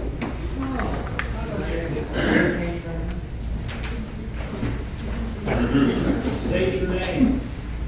Do you work here? Are you really retiring? Come on. I'm the root of all evil, evidently. I'm glad I didn't have to follow Jim Martin, because that was very fiery. Jamie McFarland, Director of Operations, Town of Glenville, 1541 Washout Road also. I'd first like to, I guess, apologize to the board and certainly to some of the public who are upset about how things have occurred. It was never my intention for this to happen this way. But things do happen, and I'll explain that in just a moment. I did want to address briefly just a couple other things that were said. Some speakers, I just got to say they had stuff wrong, and I'd be happy to try to, correct those if somebody wanted to talk to me about specific things operationally. One point that was made was, it sounds like if I were to return in a part-time capacity, I would do everything that I'm doing now. I can assure you that's not going to happen. There just wouldn't be possible to do that. I have a fairly long list of things that I do. I won't bore you with them, but I think being a jack of all trades has been helpful to this board and the town. As to how difficult it might have been for the board to get rid of me for the last 4 years or more, they could have done it at any time. I serve at will, so I appreciate the board having had faith in me for a few years. One quick thing on finances, because finances are so integral to how the town operates. I respectfully disagree with Mr. Quinn relative to use of fund balance continually on an annual budget basis to just achieve a certain tax level. You're in a position when you do that in 1 year, you're forced to do the same amount and potentially more the next year. And it keeps increasing and increasing, and you get to a point where you have to apply, as happened previously, over $1.3 million annually. And that's a horrible trap to be in. So I think the financial practices that we've had over the last 4 years have really helped that, which has shown in the bond rating increases and the fiscal stress announced by the controllers, etc. Just lastly, I certainly feel a little insulted by some of the comments relative to how highly engineered this might have been and how perhaps disingenuous it was. I'm not sure how many people have lost a brother at a fairly young age. If that doesn't affect you, then your eyes aren't open. So that has been weighing on me, for a number of years. And then relative to the timing of the decision post-election, I I can tell you that I would not have made the decision to retire if certain election results have been different. This board has been good to work with. Supervisor Ketzley has been very good to work with. I feel now is a time when I have faith that this board is going to be able to continue to lead the town in the manner that it should be. Had election results been different, I would not have had that same faith, and I might have stayed, or I might have been kicked out had the results been different. But that was the final decision that needed to be made, was the results of the election. I certainly have not been forced out by Supervisor Ketzley. I think in a lot of ways, after what you're going through now, you'd probably prefer that I would stay. But I really do want to retire, but I would never leave the town in a lurch. If the town sees fit to bring me back in a part-time capacity because it's efficient to do so, then I would certainly consider that, and in all likelihood would do it. But if the town wanted to say, we have a better model and we want to go in a different direction, that too would be fine. I really do say in closing that this has not been an easy decision, because I really enjoyed working for, in particular, this board, and the town is now going in a very good direction. I took great offense to some of the characterizations during the election of Glenville's failed economic policies. Wow. I mean, if you look around town, it is certainly not failed. Supervisor Ketzley, Councilman Gallant, Jim Martin, Dick Eustace, they've all been instrumental in doing that. So I think we are going in a great direction, which gives me comfort in being able to step down, although I would continue, if asked to, in a limited capacity. Certainly not the hours I've been putting in recently. Thank you very much. Thank you very much. Anyone else on this side? Anyone else on this side? Seeing none, come to the floor. Go. Want to do a discussion of the amendments? Come to the floor is now closed. So, where are we in this? Supervisors, report to the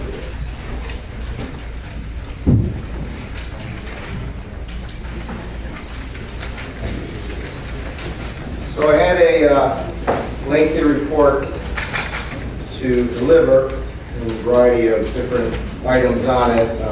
I'll bypass much of it. There's a lot to really address here tonight, and I think as Jamie eloquently stated, there was a lot of misinformation, and over the coming days, we'll correct that.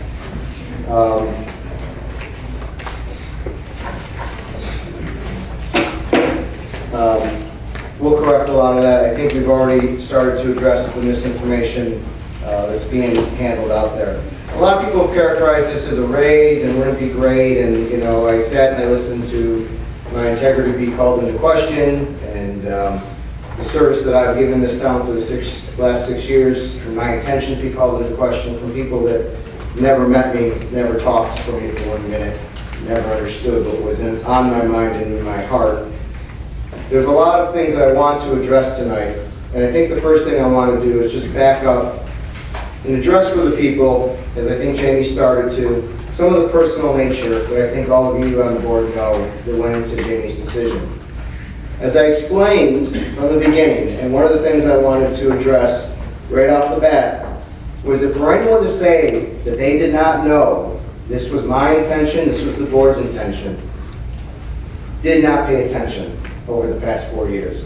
I can go back 4 years when I ran against Mr. Quinn. And if Mr. Quinn, who when I talk about integrity, might remind you that when I said, sitting there at the Women's League of Voters, I said this is a full-time position. This needs to be a full-time position. And wasting no time at all, Mr. Quinn got a very nice mailer together and told the whole town that my intention was to turn this into a full-time job. Now, maybe some people weren't in town 4 years ago when now that happens. But it happened. And it was true. And I never disputed it. When we got in here, we took a look at the organization, and we had 3 people doing the job that 2 people do now. The Quinn administration, with Mr. Rosenberg as part of it, went out and hired a person from Rensselaer County, very connected to the Democratic Party, after passing over 2 people in Glenville who were very qualified, and paid him almost $93,000 to come in and do the supervisor's job. So you had Jamie McFarland doing some of the duties he's doing now at $65,000. You had the Quinn administrator doing $93,000, and you had the Quinn supervisor doing $20,000. So all told, you're up to about $180,000, $190,000. When we came in, we quickly changed that model, and we eliminated that $93,000 position. And we, Jamie and I, took on additional responsibilities at the $20,000 that was there and $65,000 in his first year. Over the years of him working hard, the board has bumped his salary to $83,000. So we still are doing it at significant savings to what was being done prior. Throughout that entire process, I was always clear that this ought to be a full-time job, but I would never, ever ask you to fire Jamie so I could take his job, and I would never ask for additional new spending as the previous supervisor did after the election without a public hearing. If we want to talk about integrity, I want to know why. Nobody asked the former supervisor why he didn't call a public hearing to put $100,000 almost in new spending into that budget. But all of a sudden, we're taking a proposal to the people and saying, we're going to save you $16,000 in this transaction. We're going to keep the management team consistent to what it's been the past 4 years, where we've had positive success. And for some reason, this is something that's astonishing people. It's astonishing, befuddling the Democratic Party in this county to the extent that they pay money to send out robocalls, to start online petitions, to launch a social media campaign. Specifically, I want to say that this was talked about in this election. And if anybody came to the League of Women Voters Forum, I again repeated what I said 4 years ago, right there on TV or on video, in front of a Gazette reporter, in front of my opponent, who now seems to be saying it something differently. And here's the quote. We need a full-time supervisor here. That was stated emphatically. If you do not come to that, or if you did not watch that, that's not my problem or my fault. You say, what drives this decision? I got a list, and this goes back to the 2 budget forums. Now here's something I want to explain too. We have had 2 budget forums this year, public forums, and the only person I think in this room that came to those might have been Mr. Cliff. I'll give you credit for that. We had 1 budget hearing. We had privilege of the floor over multiple times. We had a public meeting on the budget at the senior center, open to anybody, but specific for the seniors. You all had opportunities to come to those budget forums and hear what we were facing. We are facing, as I said in those forums, 25% of our staff is eligible to retire this year. Tremendous organizational change set before us. I told, at the time, that I had a list of employees that would not be made public, because I did not feel it was appropriate to put our employees in public saying that they may be eligible for retirement when they haven't decided they're going to retire yet. One of the names on that list was Jamie McFarland. And I thought it was odd, because I said, geez, he's a young man. He's not quite there at that age yet. He's shy of 30 years. Seems odd. Let me go talk to him. So for the people to think that we don't talk, we haven't talked about this, you're out of your minds if you don't think that that's not happening. I went to Jamie, and we had a very personal conversation. Jamie alluded to it a little bit. Not a kind of conversation I would ever come into public and talk about with anybody, because it's no one's business. It's not my business when he decides to retire. But being younger and being shy of his 30 years of service, he had reasons why he wanted to make his decision. He told me that, Chris, it's not something that I'm ready to make a decision final on. And I said, Jamie, you have my full confidence. You come to this decision on your terms, in your time, and I will deal with anything that I have to deal with, even if it means the political backlash from the Democratic Party. Perception isn't important. Policy is important. Politics is not important. People are important. And we decided that we would wait for Jamie to make that decision. He made it on his terms. He came to this board, and he told this board when he was ready on November 6th. The board had a discussion about this. We've discussed it quite a lot over the years, so it wasn't a new discussion. The board then decided to wait till the 13th, the next time we can talk. We can only talk 2 times together. It's at the board meeting or the work session, executive session. We went into executive session on the 13th.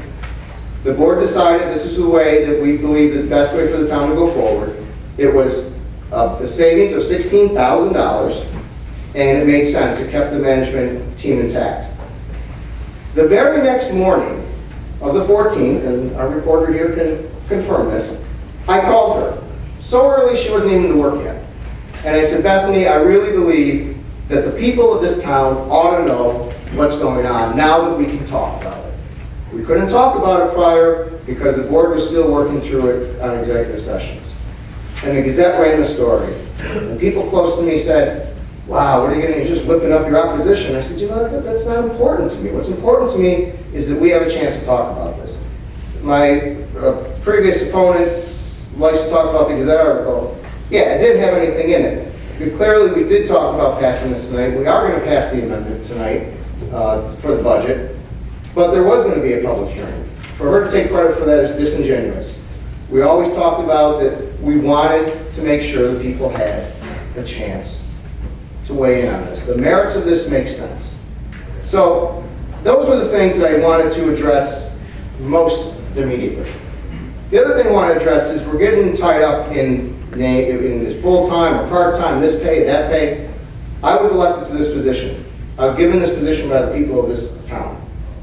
They gave these people on the board the responsibility to deliver the budget and to make those decisions that we believe is best for the town. We're going to have our public hearing. We're going to talk. We're going to listen. If there's other ideas, let's talk about them. But I did say, I've never hid the fact that this needs to be a full-time job and that I would take this as a full-time job once I had the opportunity to go forward. So with that said, I think I hit on most of what I want to talk about tonight, but we can certainly in the future have more conversation around this. I wanted to update you a little bit on the budget. I'll do a very short version because we have our year-end projections in. We do have surpluses in a variety of the accounts. The general fund has a surplus of 160 because our revenues are up and our expenses are down. Same thing with the town outside fund. And the highway fund is trending better than it has in previous months. Does anybody have any questions for me before I end my comments? Thank you.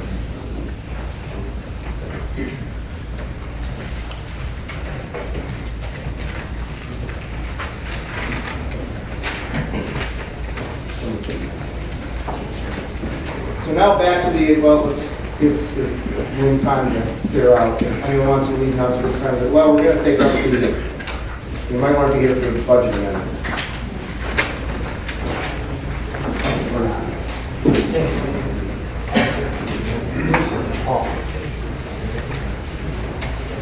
We'll just wait one moment as people clear out the room so we just don't have any. All those Burn Hill students, you're leaving early. You guys get an A+ for tonight, trust me. That's my son right there. Don't tell You me. get a B. You get a B. Thanks, Nick.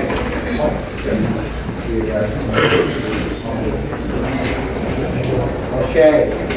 So as the room is clear, we will take up the next item on the agenda. The next item on the agenda is the resolution amending the 2014 preliminary budget. Do I have a motion? So moved. Do I have a second? Second. Moved and seconded. Before we discuss this, I'd like to bring our comptroller up to lay out the resolution. Thank you, Mr. President. The budget amendment in front of you is comprised of 3 main pieces. The first one we discussed quite a bit here tonight is the reorganization prompted by the intended retirement of Director of Operations. The salary and benefit savings for that piece of the budget amendment comes in at just over $16,000, about $11,000 salary, and then some benefit savings as well. So that's $16,000 of it. A second piece, a very small piece with no tax impact at all. There's some minor housekeeping things in there. There's some utility lines, things like that. That's just moving put the money into the correct places, zero tax impact. The other piece of the budget amendments is it reflects the water deal with Glenville Park that the town is in the process of finalizing. The revenue from that is being used for three things. First is to offset some new water expenses. Would you speak up, please? Talking to the mic. Noisy it's noisy in the hallway. The third piece of the budget amendment deals with the water deal with Glenville Park. The revenue from that will be used in three different ways. The first being to offset expenses associated with pumping more water, higher utility fees, maintenance and repair costs, things of that nature.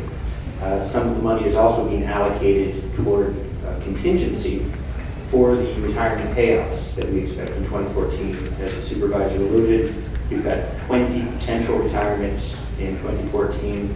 We had budgeted a decent amount of money in the preliminary budget, but not quite enough for the payouts. And we felt it was prudent to take some of the money from the Clifton Park deal and just make sure that we're set for all of the potential retirements in 2014.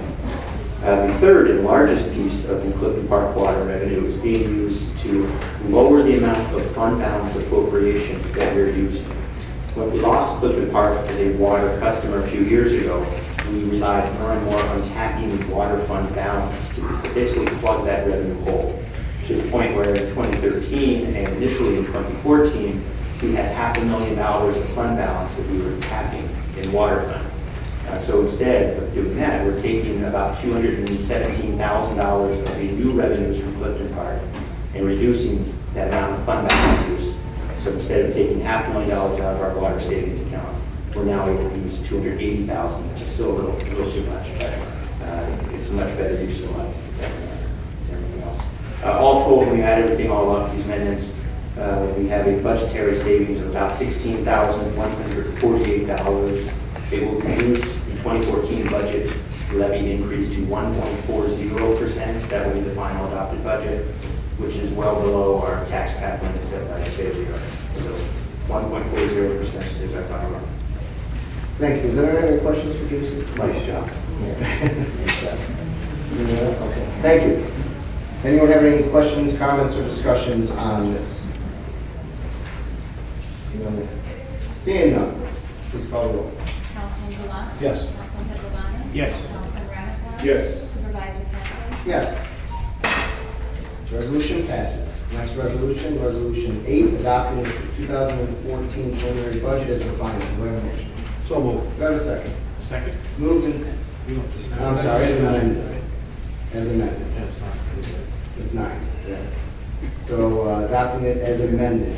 Do we have a motion? So moved. Do we have a second? Second. Moved and second. Any discussion? This budget was just outlined by the comptroller as a final levy total increase of 1.4%, down from the preliminary 1.59. So that's a bit of a savings. Some of it is the savings in the pending job change between Jamie and myself. Some of it is the additional water revenue that we got in with Clifton Park. It's a good budget. It's a budget without gimmicks. It's a budget without anything hidden. It's a budget without any surprises. It's a budget that saves money organizationally, which we've always done. Every time we've made an organizational change in this town, and to your credit, Mr. Piccolani, you're the one that really drilled that home to us. Every time we made an organizational change, we found savings. If we do this, this will find $16,000 in savings. So I congratulate the board for your hard work on it. We did go through many budget forums. We had people, we invited them in. It was a very sparsely attended forum. We would have discussed some of these retirement challenges, and we did discuss them, but they weren't here. And so I want to just congratulate all of you for your hard work. Any other questions or comments? Seeing none, please report the vote. Councilman Goulart? Yes. Councilman Pedrovani? Yes. Councilman Ramichardt? Yes. Supervisor Kessler? Yes, resolution passes. Next resolution, Resolution 10, adopting local law regarding flood damage prevention. So moved. For a second. Second. Moved and second. Any discussion? Mr. Supervisor, Town Board, Town of Glenville has considered a local law to amend Chapter 151, flood damage prevention of the Code of the Town of Glenville. This Town Board has had a public hearing on November 6th, 2013, at which all parties in interest were afforded an opportunity to be heard and public comment on the amending of the code of the town of Glenville. Therefore, be resolved, the town board, the town of Glenville does hereby establish a local law to amend the code of the town of Glenville to adopt local law number 8, 2013, and amend it to chapter 151, flood damage prevention, as set forth below. It's just a bunch of insurance issues. Any other questions or comments on this matter? Seeing none, please record the vote. Councilman Delotte? Yes. Councilman Pettiboni? Yes. Councilman Ramnatar? Yes. Supervisor Capson? Yes, resolution passes. Next resolution, resolution 11, adopting the assessment roll for the Water District 11. Do I have a motion? So moved. Do I have a second? Second. Moved in second. Any discussion? As it says, this is just adopting the water rolls, the assessment, they're prepared by the Water Commissioner, Water District 11, for the town, and upon the preliminary capital expense budgeted for the connection of the water district. Any other questions or comments on that? Seems pretty standard. Please call the roll. Or vote. Councilman Delotte? Yes. Councilman Pettiboni? Yes. Councilman Ramnatar? Yes. Supervisor Capson? Yes, resolution passes. Next, resolution 12, resolution adopting assessment roll for sewer district 9 and the Woodcrest sewer extension for 2015. Do I have a motion? So moved. Do I have a second? Second. Moved in second, and this is really the same that we just did, only it's the accepting the assessment for sewer district 9 and the Woodcrest sewer extension. Any questions or comments?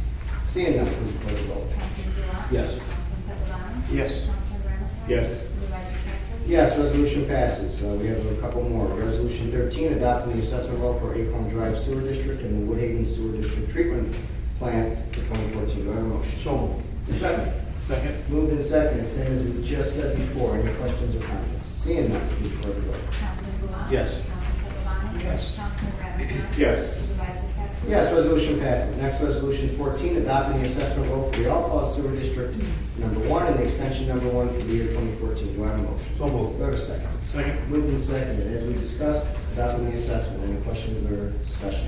Seeing none, please record the vote. Councilman Delotte? Yes. Councilman Pettiboni? Yes. Councilman Ramnatar? Yes. Supervisor Capson? Yes, resolution passes. Next, resolution 15, authorizing the town clerk to execute licensing issue agreement. Do I have a motion? So moved. Do I have a second? Second. Moved and seconded. Any discussion? Yes, Mr. Supervisor, the town clerk of the town of Glenville is authorized by New York State Environmental Conservation Law to issue and collect fees for hunting and fishing for town residents. State of New York has recently changed vendors for licensing systems, and the State Department of Environmental Conservation requires that the town clerk enter into licensing issuing agreement by December 15th. So we are authorizing the town clerk to enter into that agreement. Excellent. Any questions or comments? Seeing none, please record the vote. Councilman Delotte? Yes. Councilman Pettiboni? Yes. Councilman Ramnatar? Yes. Supervisor Capson? Yes, resolution passes. Next, resolution 16, approving the monthly department reports for October 2013. Do I have a motion? So moved. Do I have a second? Second. Moved in second. Any discussion? Changes, deletions?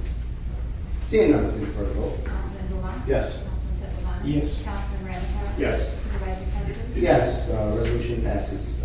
Next, we move to our add-ons. We have two add-ons, 1 and 2. We'll start with add-on 1, obviously, resolution authorizing the attorney to enter into an agreement with SJM Realty for the settlement of a tax cert proceeding for 132 Glen Avenue. Do I have a motion? So moved. Second, that's probably a second. Let's give a Second. All right.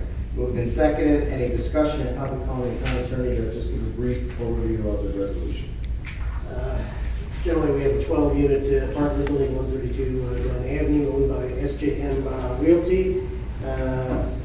We had a conference before the Supreme Court on this case.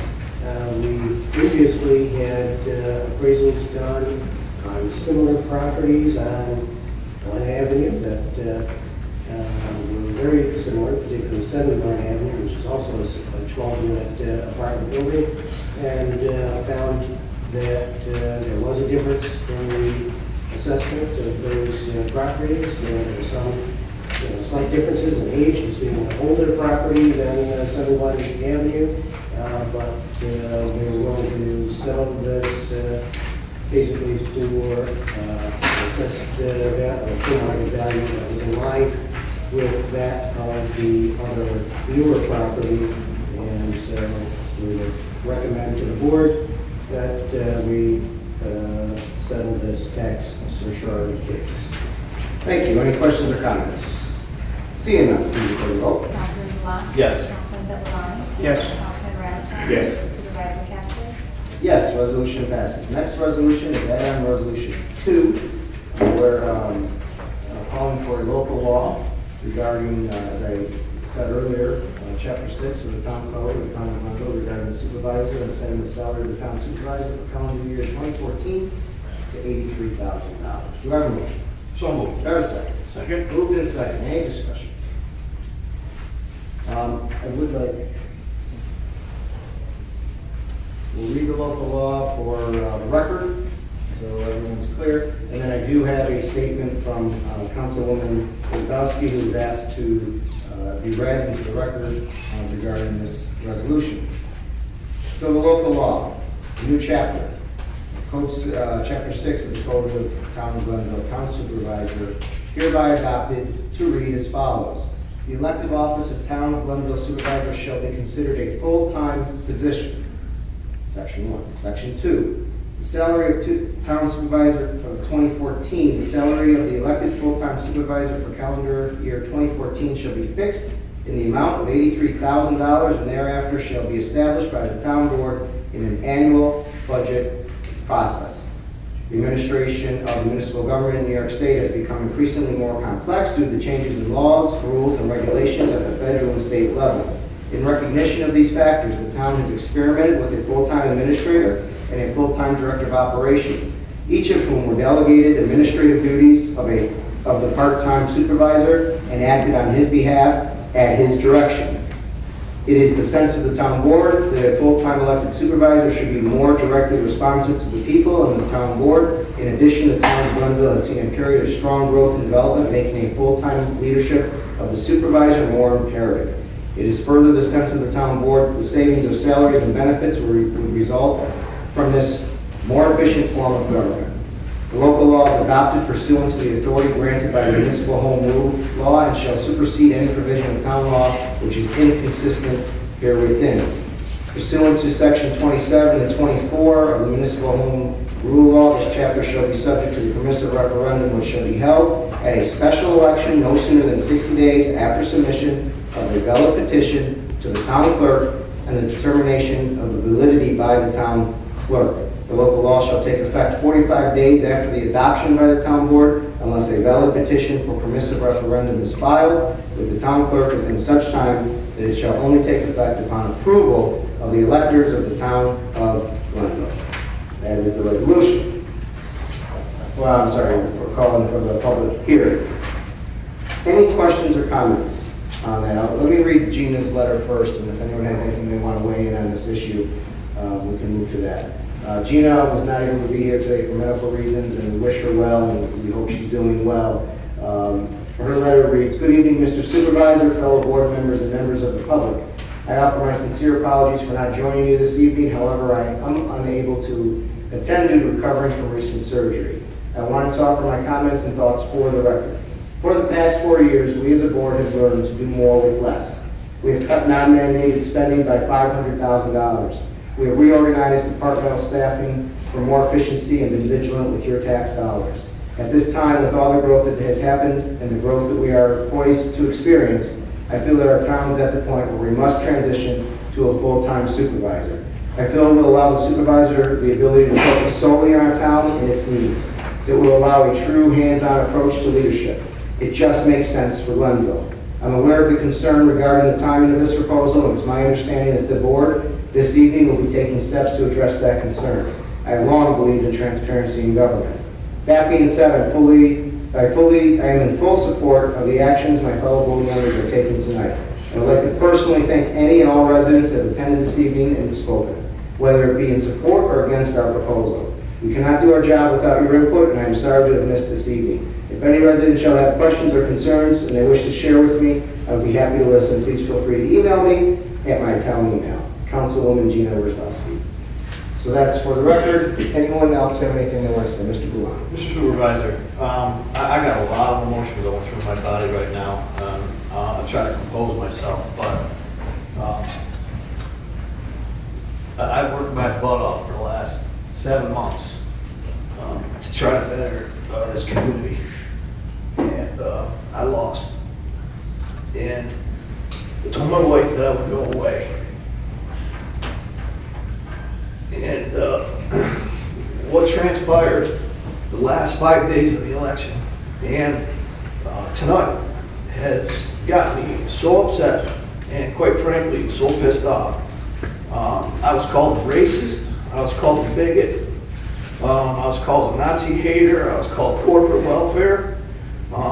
Nobody worked harder past 7 months on anything than I did. I worked 24/7. I put up a fight, I got beat. I'm a big boy. The Pulitzer Prize author for a lot of this was in the room tonight or is still back there, and he's probably gloating about all this. This room was packed full of people who have no interest in the town of Glenville other than to go after the successful team that's in this town, and it's a Republican team. If it was a Democratic team, it wouldn't even be a question. There'd be 4 people in this room. A lot of people have been misinformed about what we wanted to do here. If you came to board meetings on a regular basis and work sessions, you would know exactly where our thought was. Unfortunately, we had 4 people in here, and it was Jamie, the chief, and one of these gentlemen over here. So, I gotta tell you something. I'm not going anywhere. I'm coming. And all those folks that came at us and spewed all that bigotry and all that crap have no idea who I am as a human being. I got 80 employees that are questioning, I'm a bigot, I'm a racist. If you walk into my shop, I'm the most diverse ethnic background business that's in Glenville. 50% of my employees are from Schenectady County, and 85% of them from the city of Schenectady. I've taken offense. I've taken everything that's happened personally. And how everybody is looking at this whole group is that we try to do something underhanded is pure crap. And it's an insulting of everybody's intelligence. And for any of you folks that want to figure out what we're all about, show up to the board meetings or stop at my business or talk to any one of us. You know, all the crap that I heard from the supervisor candidate from the Democratic Party about our failed economic development programs, I took that personally because I was the leader of most of the stuff. And if you look around Glenville, it's hot and it's happening. So there's a lot of delusion going on. Mr. Gardner has that Kool-Aid that everybody's drinking. I'm mad, and I'm not going anywhere, folks. I'm just going to stay here. I'll be here every night. These guys need me, and I'm going to do it for free. I don't care about the pay. We've got something good going here, and all you folks that came here tonight for the wrong reasons, you're on notice. That's it. Mr. Milano, anyone else have anything they want to say? You sure, Mr. Milano? You look like I'm sure. Chris, I just want to say that I want to thank the people that did sincerely come out here for the right reasons, and hopefully we had those questions answered. I'm not going to address anyone else that came out here for any other reason. And, you know, we've done what we felt was needed to do within the last 4 years to really bring the right growth to Glenville, to do some things to really make people feel good about living here. And that's what we're going to continue to do. And that's all we're going to continue to do. And this is something that we take very seriously, and hopefully it shows. And that's pretty much all I have to say. Thank you. Anything else? Seeing none, please record the vote. Councilman Dewan? Yes. Councilman Capano? Yes. Councilman Ramichardt? Yes. Supervisor Kessler? Yes, a resolution passes. Last item on the agenda, we have new business. Mr. Rogers, are new business? Nothing new. Mr. Capano, any new business? No business. Mr. Luan. I do have one quick item, and I did fail to mention this because this has been a roller coaster for me too, emotionally, over the past couple of weeks. Obviously, we're losing Al. And Al, you've been a tremendous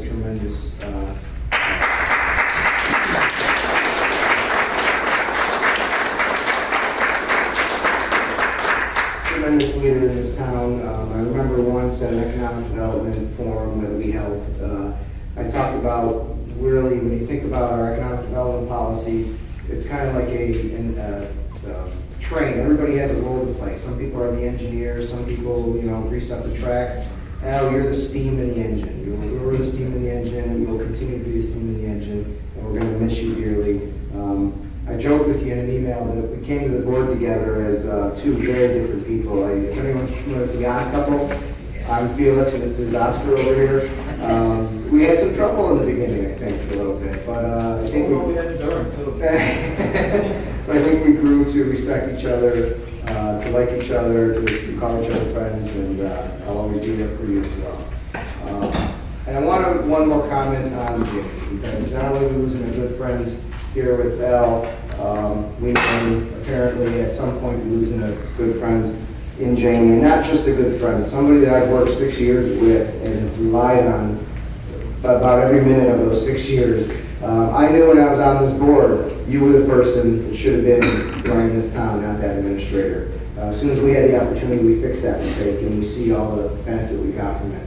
You've been a tremendous asset. There is nobody, this room combined, that has done more for this town than you have in the past 27 years. And your counsel has always been good, great. I've always trusted your word. I've always believed that you would do everything that we asked you to do. I never had to worry that you weren't doing what this town needed. You always put this town and this board ahead of yourself, even in this decision. Don't apologize to us. You didn't do anything to us that you need to apologize for. It's unfortunate some people see the evil that's not there because it might be in their heart, but it's not necessarily in anyone else's. We're going to miss you. And the first thing I said when you decided to make this decision to retire, I'm the one that said we need to have Jamie back in that budget, in that part-time spot, because I need him. We're going to go through tremendous change, and your expertise is going to be great. But we're going to miss you, and I want to again give Jamie an applause for all that he's done.